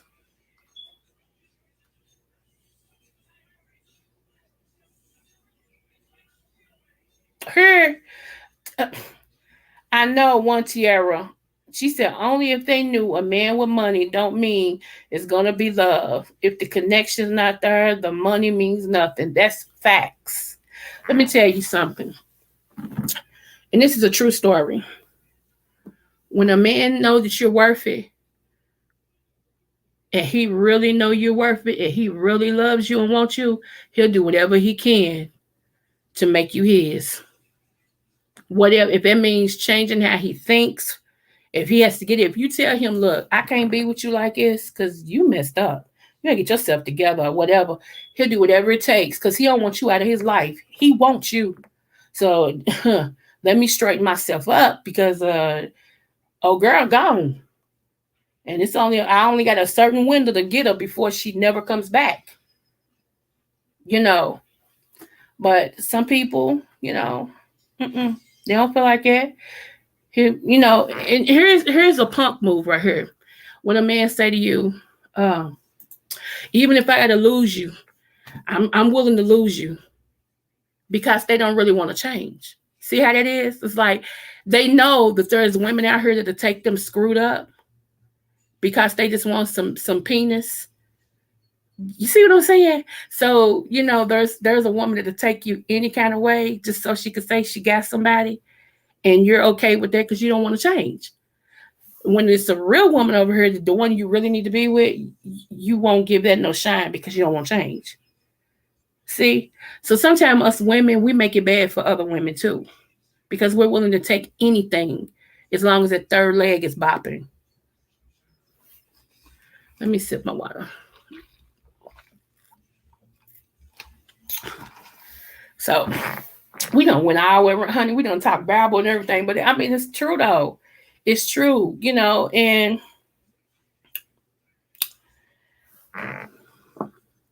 who I got? Y'all ever have an aftertaste in your mouth that be nasty? It's like, ooh, where did that taste come from? I don't know where that taste come from. That's nasty. You would think I wouldn't brush my teeth or nothing, honey. I keep Listerine, but that's nasty. Um, so anyway, y'all, I'm just saying. I'm just talking about what I'm talking about. Um, I just like I said, I want everybody to be happy. And before you could be happy with somebody, you have to be happy with yourself. And a lot of times that's something some of us don't even know who we are. You know what I'm saying? And we don't know what we like. We just stumbling through life. And with the world the way that it is, y'all, this is not no time to just be stumbling through life. And I know everybody be laughing at me when I be talking about my next husband. I know I'm wife material and I am a wife. You know what I'm saying? And with everything that's going down and all this and stuff, I don't want to be by myself. I don't. I ain't gonna just go pick nobody, but I don't want to be by myself. And if certain things keep lining up the way that I think it's lining up, I won't be for long, and I won't be single for long, and that's the truth. And I'm like, So I'm watching. I'm watching. That's all I'm doing because I don't chase after men, and I think that's another thing that these men of today, um, not all of them. Some men really still like being a man, but some of these men of today, they want women to chase after them. They want women to run after them and be the pursuing after them. No, no, no. You want me? You gonna tell me you want me? You gonna come after me? You know. I ain't gonna burn your phone up. We ain't doing none of that. Especially if you tell me you ain't talking to me. Okay. Well, you will have to prove to me that you are when you want me to talk to you. You call me. I'm not gonna call you. You made the stipulation. That's how we're gonna keep it. I'm okay with it because I got other people I can call. No big deal. So that's just how it is. Let me see. I know I don't want the same man, just a different name. I know what I deserve. Yes, yes, honey. Yes. And a lot of times, y'all, until your mentality changes, you do end up with the same man because you the same. You the same. Until you know your worth. That's why I said I don't know what has happened to me over the last couple of days, but I'm so free now. It's I'm so free. It was funny because today, y'all, I really exercised me being single and free and not having no responsibilities. And I swear it's Friday, and I was like, wow, I ain't gotta cook, I ain't gotta pick no kids up, I ain't gotta do none of this. I can stop and get me something to eat, and I can keep rolling if I want to. If I want to, I can head out of town. I ain't gotta answer the no. It just was dawning on me, girl, you free. You are free. Enjoy your freedom. If you want to get up and drive to the next city and check in the hotel, go do it. If you want to, whatever. I ain't got no curfews. I ain't dating no man. So can't no man say, well, you need to be home at a certain time. No, I don't. You know, it's just crazy. It really dawned on me today. I'm like, dang, hmm. I told y'all this is new to me. Y'all gotta pray for me because this right here is new. It's new, because I'm like I said, I'm such a wife, you know what I'm saying? And so now that I'm neither, I'm like, whoa, okay, wow. So I was able to stop and give me some just for me, give me some food and, you know, talk to some people and, you know, look how cute doing it and stuff. So I was like, whoa, go, go, go, go, go, go. And I was going to go to Planet Fitness. So I changed my mind. I'm like, I might go tonight because I was thinking about either going there. And then I was like, nah, I can't give bingo my money because I'm tired of going to bingo and I ain't winning. I'm 43 and still learning. Okay. Now, okay, 300. Ah, thank you. Yeah. I'm trying, Tiara. I am. I mean, if I had my wish, honey, I would be like I said, my husband would still be alive and I'd be right up under him, trust me. But since that's not an option, and I'm like me, I ain't gonna just take no man just to say I got one. Mm-mm. They don't work like that. He's got to have king potential, and he's got to be in. Because my husband treated me like I was a queen. I refuse to accept anything less. Anything less. Seriously, it would be stupid for me to go all the way backwards, and I'm already in queen status. I actually empress status. So nope, cannot do, dude. Cannot do, dude. So I'm excited, and yeah, I'm excited, and it's on and upward from here. It just really is. It's on and upward from here. So and you know what's so funny? My so-called friends, I call them so-called, my so-called friends that live in my city keep forgetting that that my mate's no longer living, and they be doing all this stuff, getting on my nerves. They be going they be going different places, and then they like, we went to such and such. I said, did my phone number change? And dang, we forgot. They're like, you've been married so long, dude. For real, we forgot. I'm sorry, because I was married almost 30 years. So they like, we forget, and I'd be sitting here like, dang, y'all going all these places, sistering up, and I'm sitting here looking like boo boo the fool. Come on now, call me something. Well, we gonna meet up over here. You want to go? Yup. Because I promised my kids and my mama I get out of the house more. So yup. So you said that, Queen. Not settling for less. I can't. Oh, thank you. Thank you. Yeah. The one thing I didn't think could do it, girl. COVID. COVID took them out of here. Took them out. So, yeah. But I'm gonna tell y'all something I've been thinking about doing. Y'all know I still have his ashes, right? I'm gonna talk to the kids tomorrow when we all together and see how they feel about it.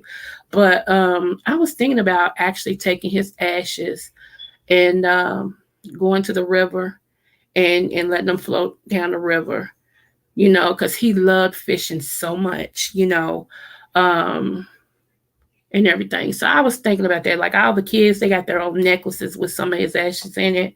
But I was thinking about doing that. So if they have a problem with it, like if they say, "Mama, no, we can't," then it's a no. Because I want my kids to be comfortable with the decision.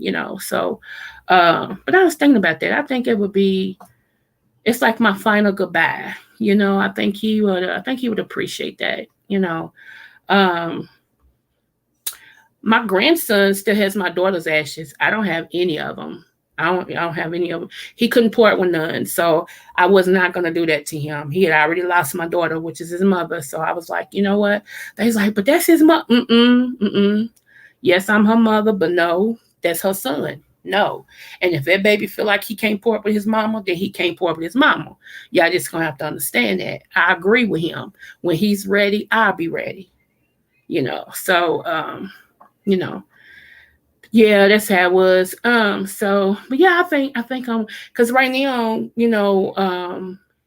I have his urn sitting on the side of the bed that he used to sleep on. He's got a table over there and everything. He's sitting right over on that table like he would normally, and everything in the room. But I just think I think it I think he would appreciate it. I don't know. It's just I feel like it's a final like I was gonna go all the way to Georgia and we have a let me show y'all this picture because we have property in Georgia, family property. And let's see. Wait a minute. I'm gonna show y'all.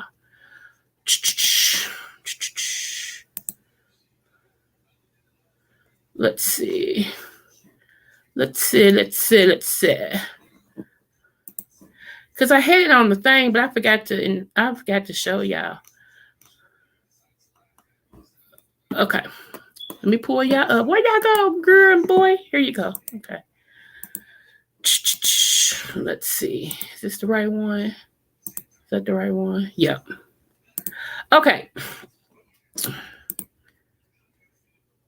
Okay, I know y'all see that. Okay. Y'all see this picture right here? This cow and all that? If you see it, type 1 for me.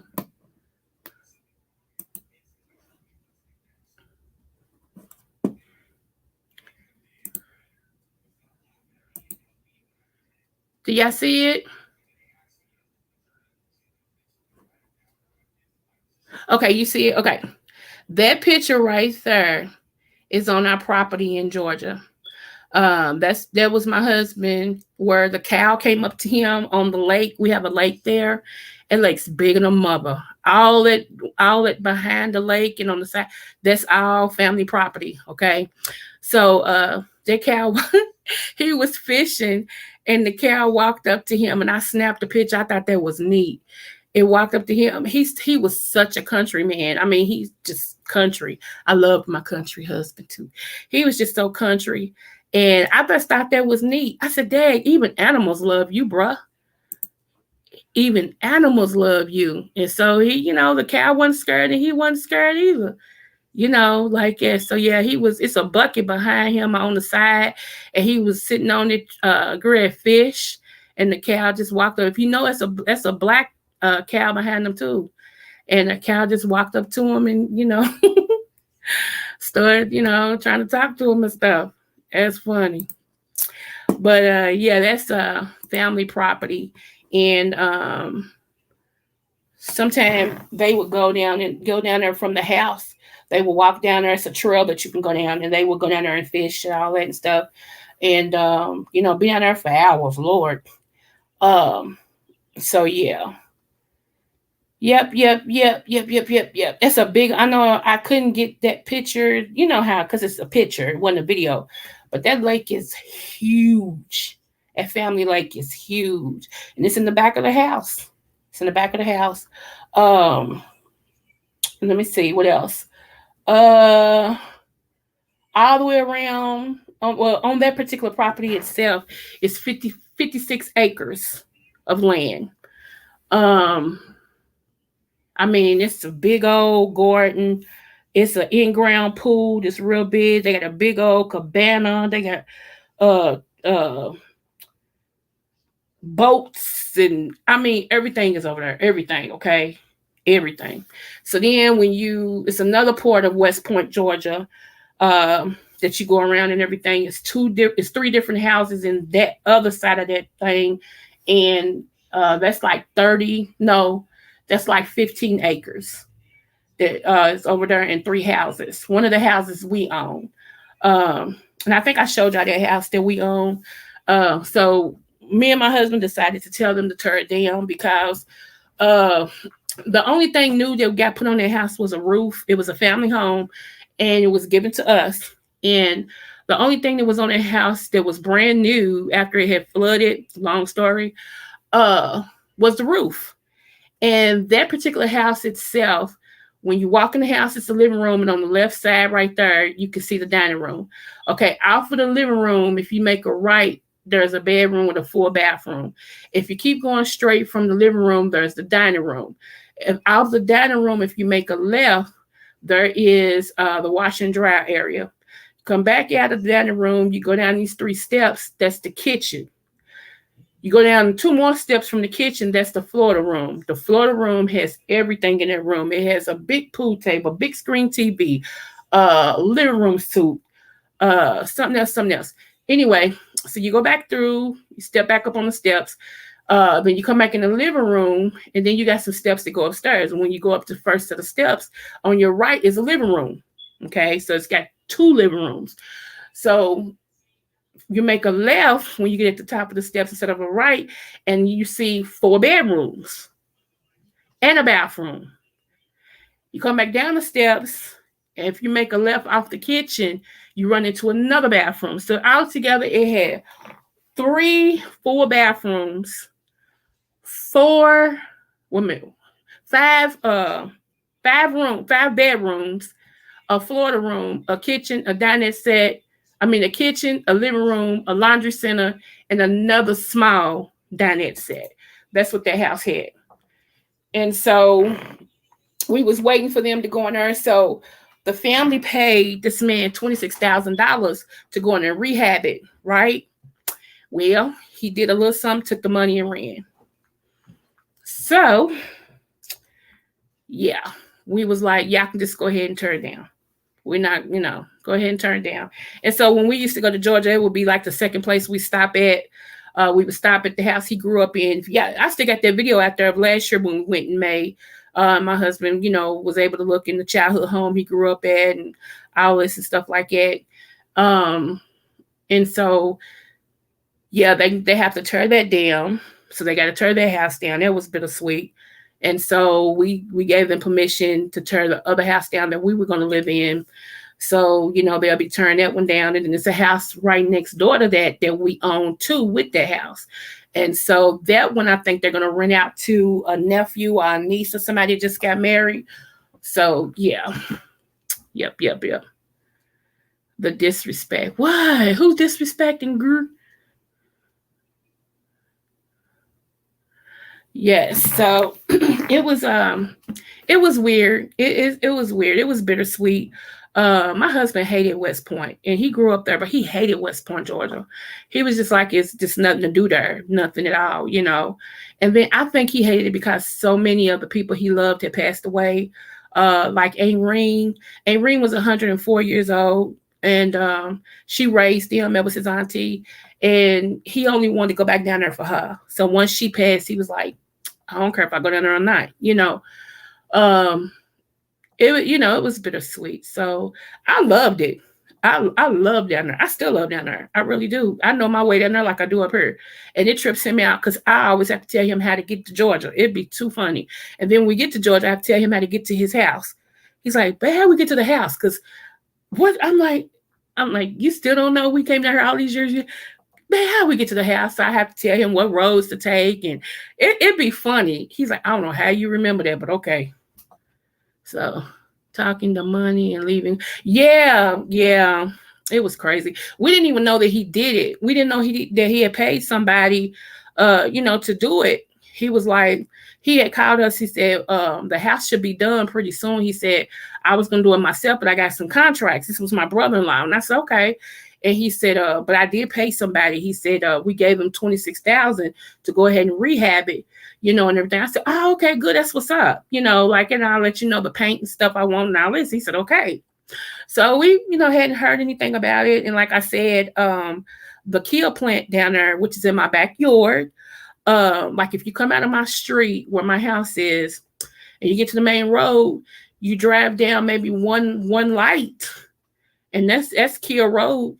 Make a left and just take the road all the way back to the company. It's right there by my house, So anyway, Kia had called me, to start working for them. So all of that was falling in right on time, but and man took their money and yeah, just went on.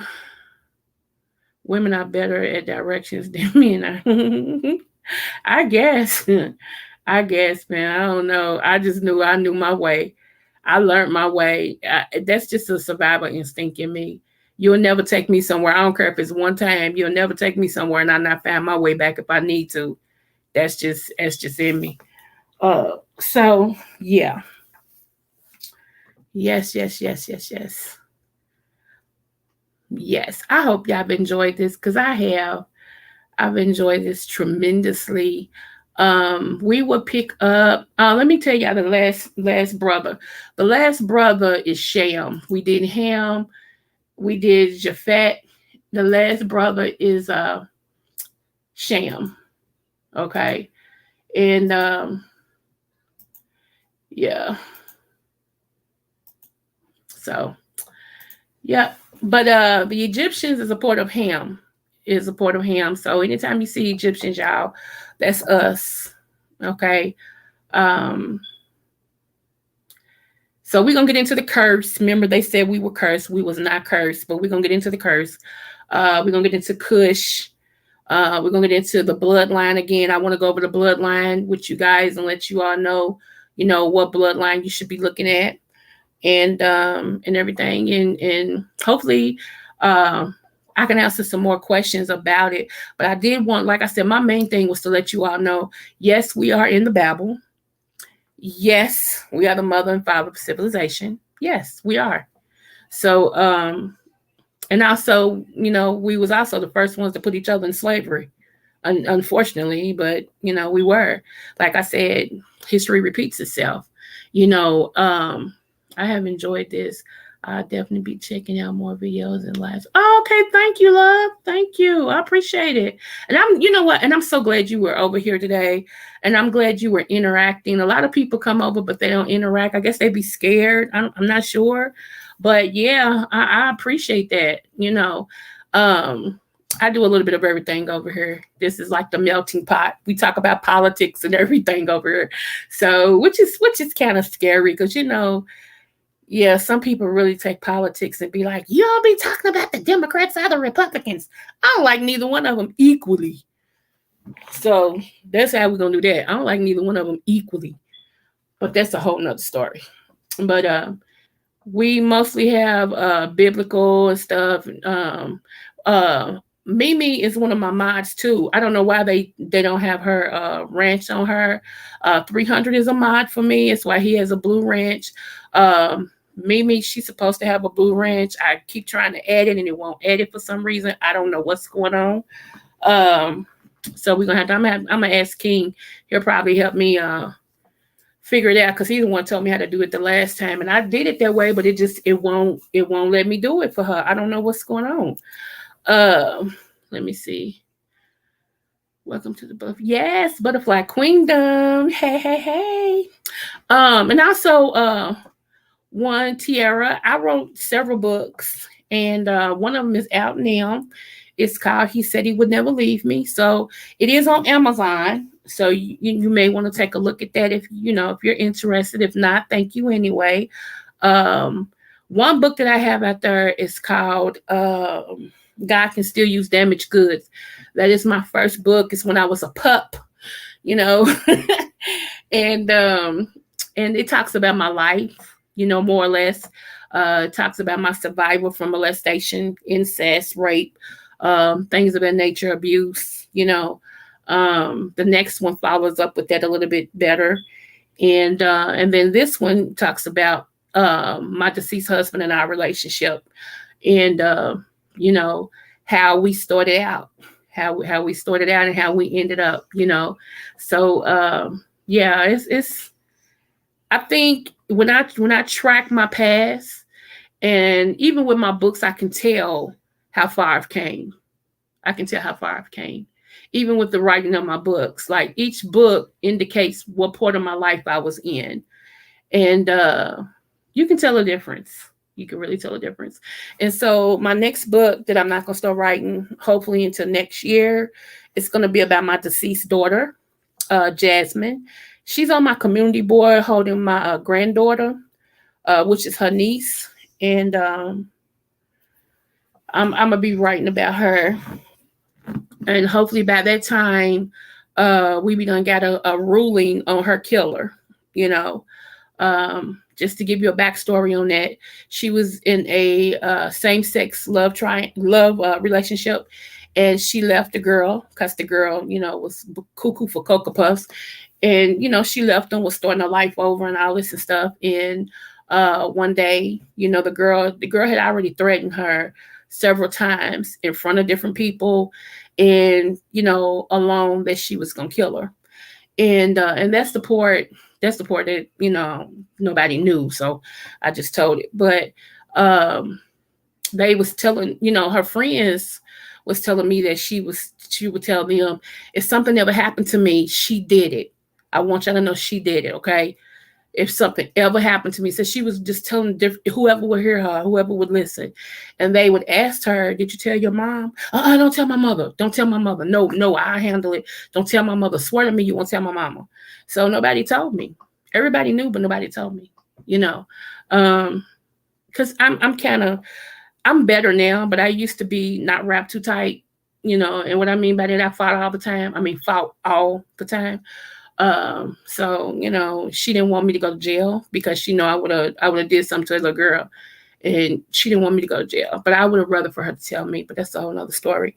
So yeah, it's bittersweet. But I wanted, that tragedy what happened to her, but I want people to know her the person she was. She loved life.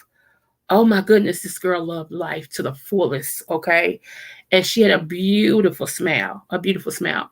Um, she modeled, and she sung. She used to, she was on the contract at the age of 8, to sing at different funerals and weddings and stuff like that because the girl could blow. So yeah, I just want people to, yeah, her story, how her ending was tragic, yeah, but I don't want that to overshadow her life because she no.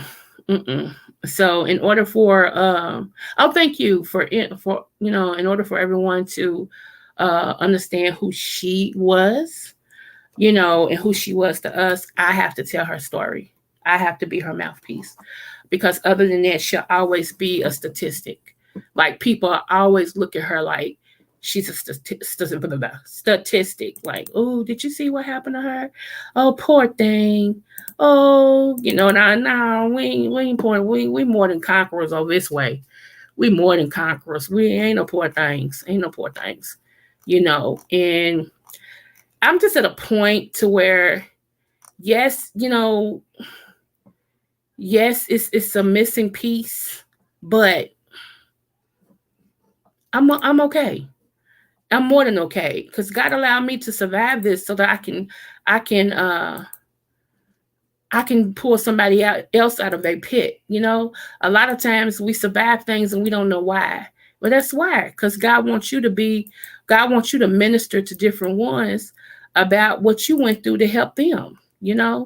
And so that's where I'm at. I survived so that I can pull somebody else out. Point blank, period. You know. And I take my assignment. I take my assignment the way I'm supposed to. Wait a minute, I'm gonna show you something though. Hold on.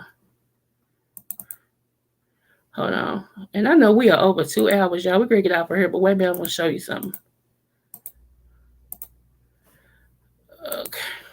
Why come I can't never find that one? Okay. We're gonna do it like this first. First and foremost. Come on.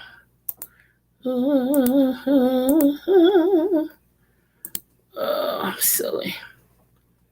Okay. One tiara. This is a picture of her. Let me see if you can see it. Yep. That's my baby.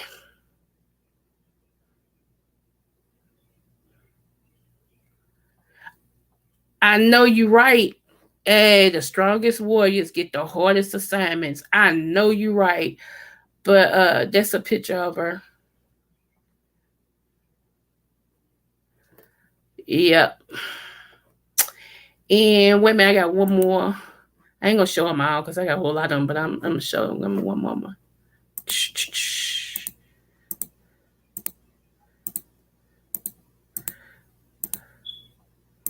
Couple. Come on. Dang, where'd it go? Lord, all these pictures. I'm gonna have to I didn't know I had all these pictures on here. Lord have mercy. Somebody help me. Come on. Okay, here we go. One moment. Okay. And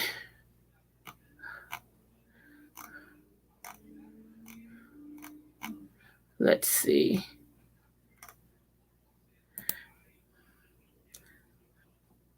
Okay, here we go. Yep. Here we go. Here we go. Here we go. Come on. Here we go. Come on. Come on. Here we go. Let's see. Right here. Okay. Okay, here's another one. Right here. Let's see. There we go. Thank you, Mimi. Thank you, One Tiara. Thank y'all. Yeah. Yep. And unfortunately, that's how we had to identify her. It's by her tattoos. Yep. Yep.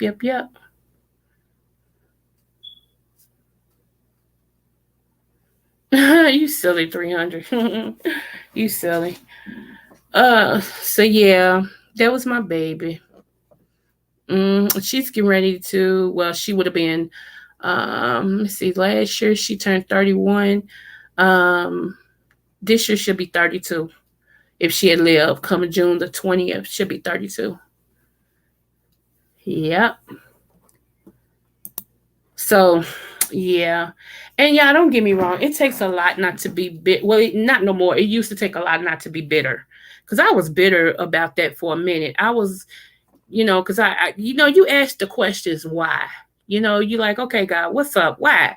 Why you take mine? And all this and stuff. So, but now it's to a point like we all have a point in time. You know what I'm saying? We never know the day nor the hour. We all have an appointed time. So, I mean, yeah, I wish she could have stayed a little longer to become the woman she was trying to become. But I'm so happy that she, was the woman she was. So, and that I got a chance to love on her and be her mom for the whole time she was here. That's all you can ask for, you know? So, yeah, so I'm like, okay. But anyway, y'all, let me get out of here.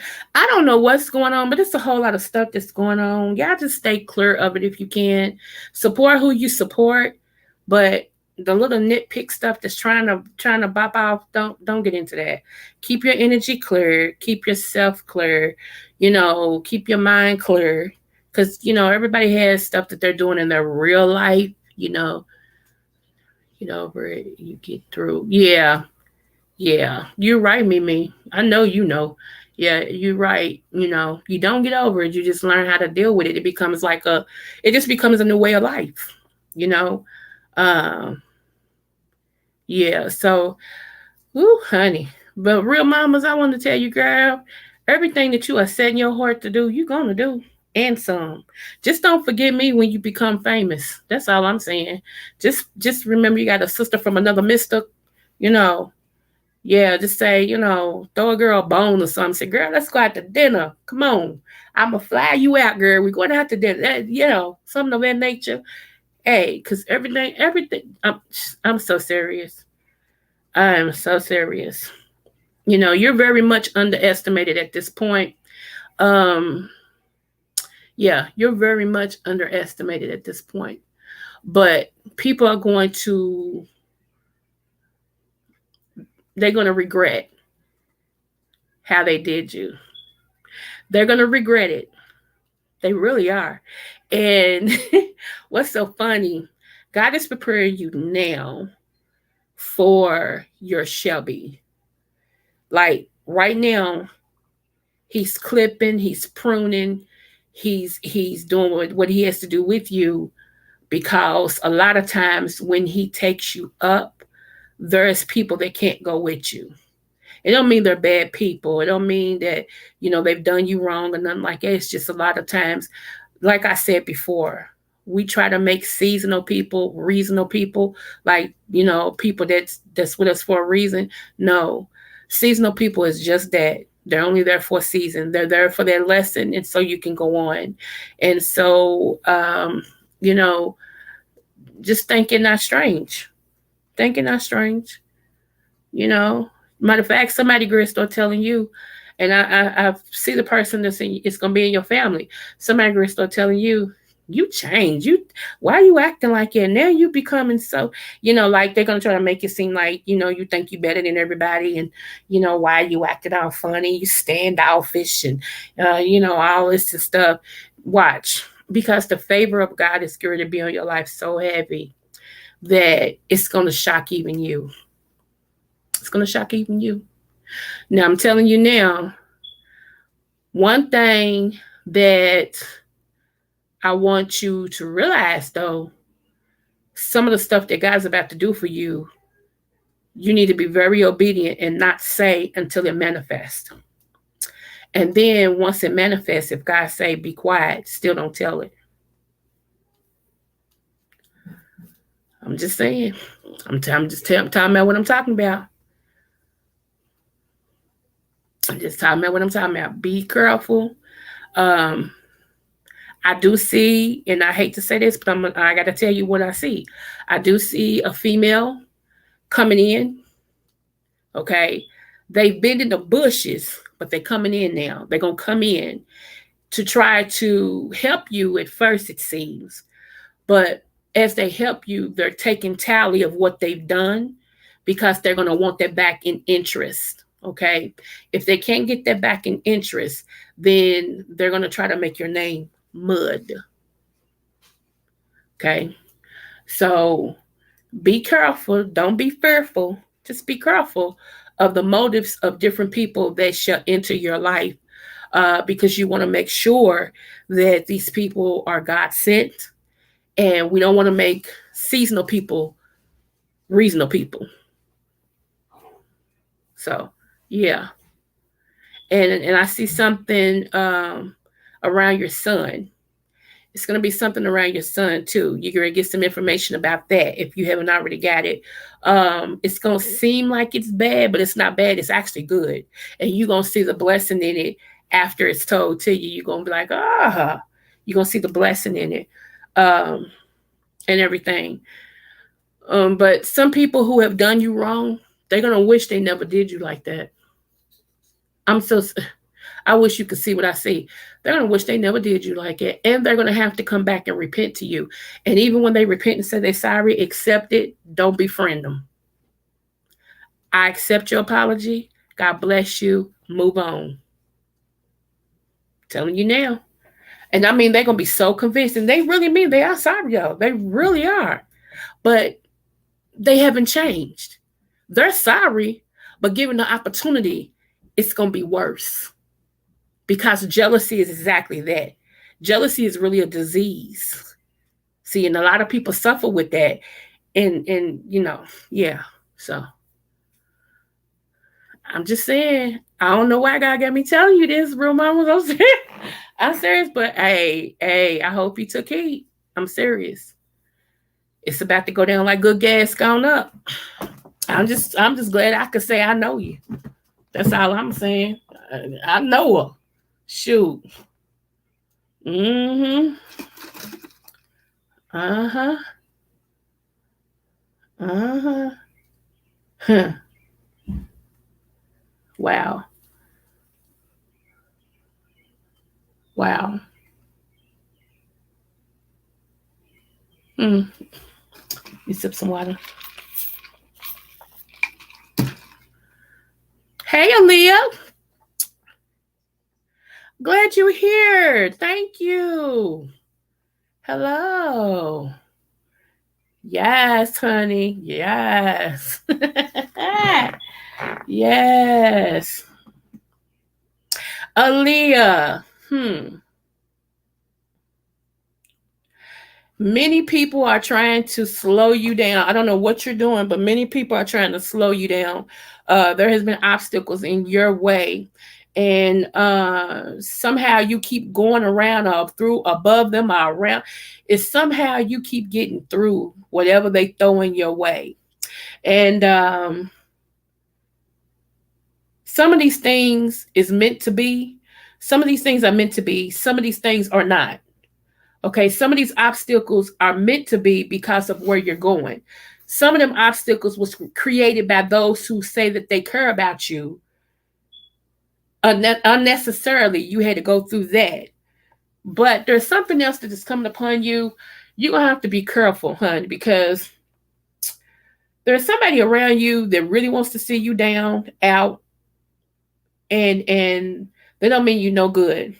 And they're coming as a friend and they're really a foe. Be careful. Be careful. And matter of fact, you already know who it is. You've already seen some things, but you're overlooking it. You're trying not to see what you already saw. It's like unringing a bell. It's like trying to unring a bell. Yeah, you can't unring a bell. Once the bell has rung, it's rung. So dot your I's, cross your T's. You be all right.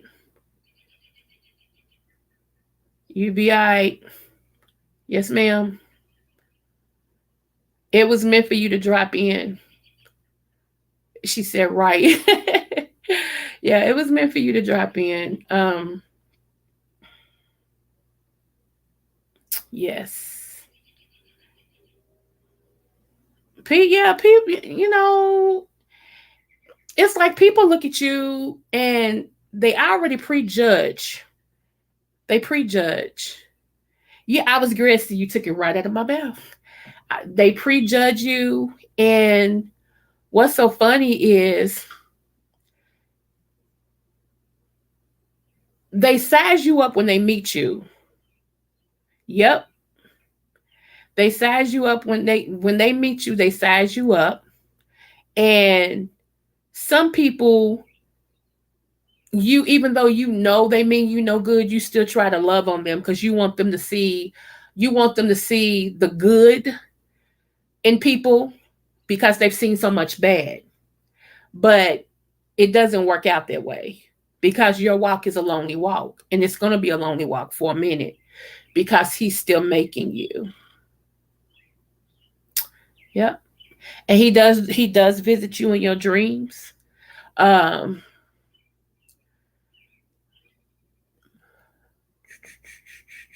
you should have a book next to your bed that when you have a dream that's so detailed, because see, yours is detailed. See, I'm talking to you as if I'm talking to myself. Yours is so detailed, like mine, that he leaves no stone unturned. When he shows you a dream, he shows you a dream. And in that dream is a reality, okay? It's like the coming attraction. And sometimes we miss it because we are still in a sedative state. But it is meant to roll over and jot down. I record the dream so you can go back and listen to it because it will start to speak. As things begin to keep going on in the world, you will start seeing more, more, and more, and more, and more, and more, and more.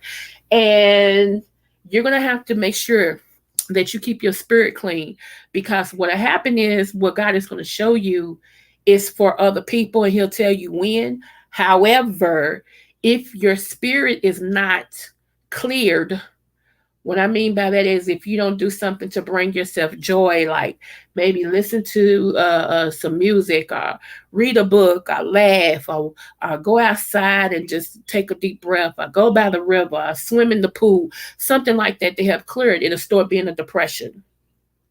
And what happens when a prophet gets depressed?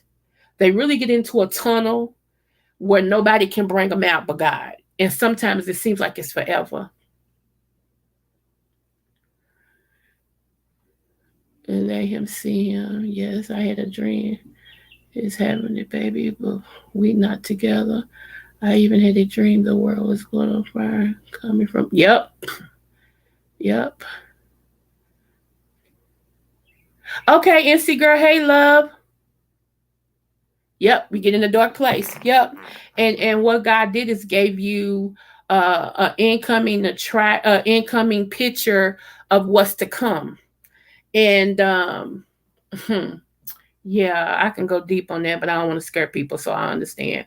Yeah. Yep. So it's very important that you be around those who can speak into your life positively, who can affect you positively, um, who can make you laugh. Because when he shows you things, a lot of things he show you is internal. Like I said, what's going to happen, and sometimes we internalize that, and our bodies suffer from it, and you go through a deep depression. It's like something heavy get on you, and it's hard to get it off. So we should always be around those with good energy. We should always be around those with positive energy. Because it's too easy for us to adapt to something else. So,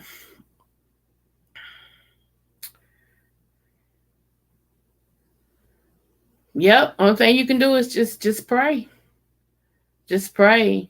Cause you know what? Cause I'm at a point. I said it about my children. My children know. They know the way. They know the right way. They know everything. But I can't force them because they're grown. So they either gonna get it together or they not. Of course, I'm still praying that they will. But I don't have that burden anymore. It used to be such a burden on me because I was trying to take that on. I can't take it on no more. I can't. I got to be free. I got to be free. Yep. Yep. Yep. Yep. Yep. So, what else was I gonna say? La la la la la. La. Oh, let me show you. I can't believe I forgot. I hope y'all still here. I'm sorry, y'all. We're gonna get out here because we almost at 3 minutes. I'm 3 minutes, 2.5 hours. But hold on, y'all. I'm gonna show y'all something. Hold on. This is scary. To me, it's scary, and it shouldn't be, but it is. Let me see if I can. Oh no, it's too big. Hold on. Okay. All right. Okay, I'm gonna show y'all now. Yes, I gotta get back. Let's see.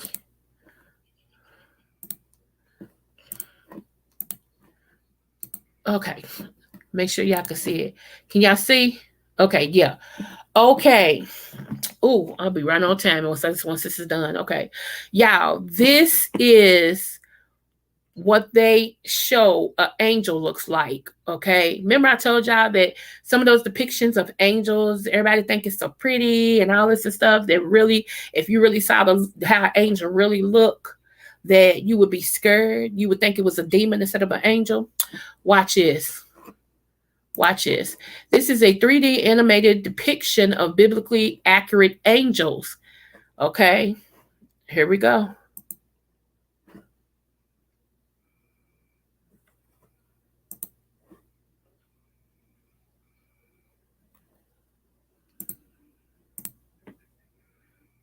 Y'all see that? I'm going to do it again.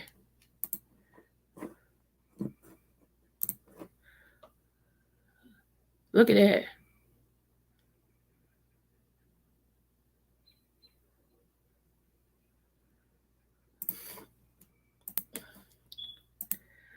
Okay, let me go. Look at that. Nor forsake you. That's right. Mimi, she got your scripture. Look at that. And it's got like other stuff right there. Let me play it. Hold on. Right, real mamas. I'm gonna start it back over.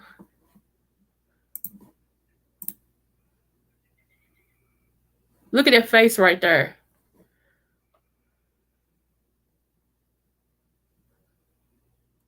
All them eyes.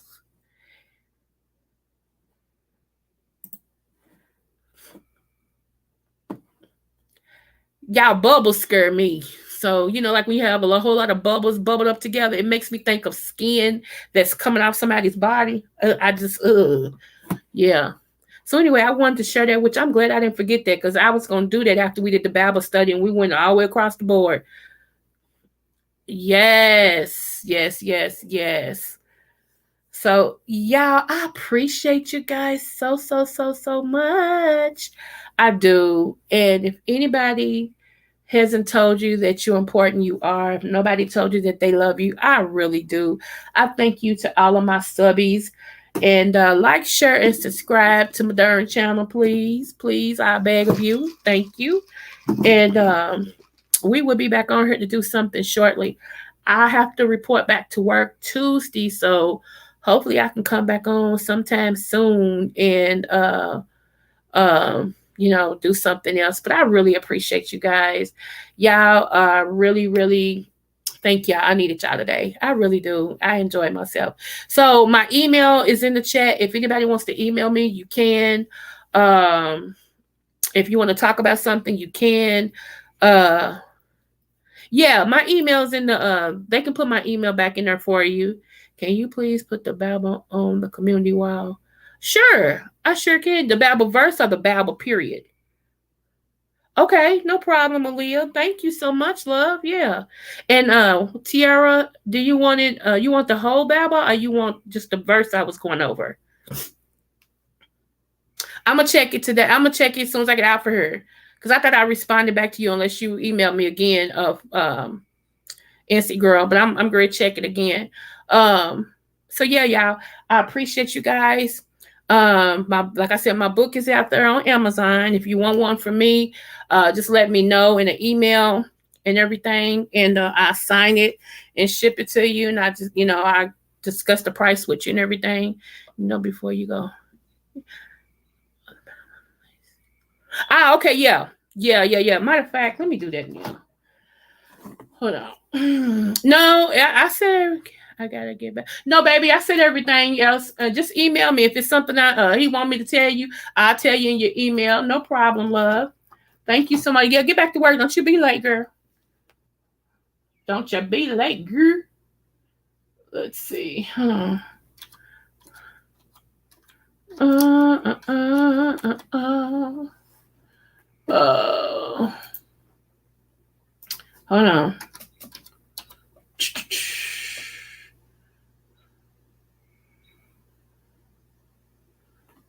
Okay, search. Okay, they may be talking about the Negro Babble. Hey, Ray of Sunshine. Hi, love. Thank you so much. Yes, okay, yeah, catch the replay. Thank you. Let's see. Uh yeah, because I was talking about the other Babel that starts with an M, but I think that's the one you're talking about. Mm-hmm. Mm-hmm. Let me see. Uh, uh, uh, uh, uh, uh, I think that's it. I think that's the name that you're looking for. Let's see. Let's check this real quick since I'm here. NC Girl says she emailed me. Yep, there it is right there. Okay. Come on now. Hallelujah, girl. Yes. Yes. I'm gonna put that on my community tab if you don't mind. NC Girl. Yes, love. Oh man. Come on. If you say no, it's a no. But if I can, you don't see the email. I think he just dropped it. 300. Can you drop my email again real quick? It should be Coco Love for you at yahoo.com. COCOLUV, the number 4, the letter U at yahoo.com. Yeah, because I think he just, let me see.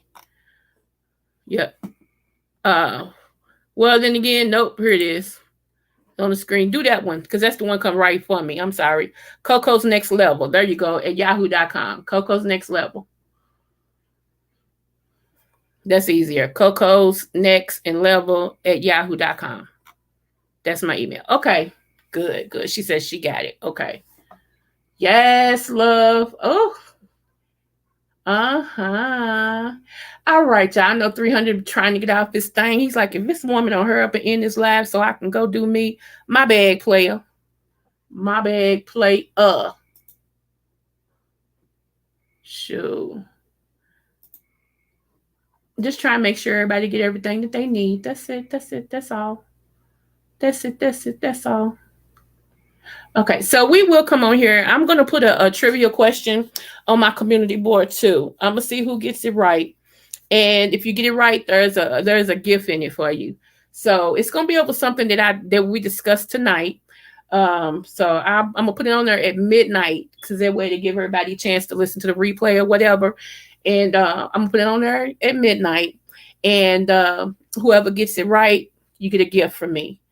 You get a gift from Coco. All right, y'all. So, okay, 300, I'm going to let you out of your contract tonight so you can go. So you going to do what you got to do. I'm sorry. But I love y'all so much. You know, my sisters from another mister. Y'all know I got my back. I got y'all. NC Girl, I got your back. You got me. I got all y'all backs. Okay. Anyway, but I love y'all. I'm going to get out for her because I am thirsty and this water ain't doing it. How about that?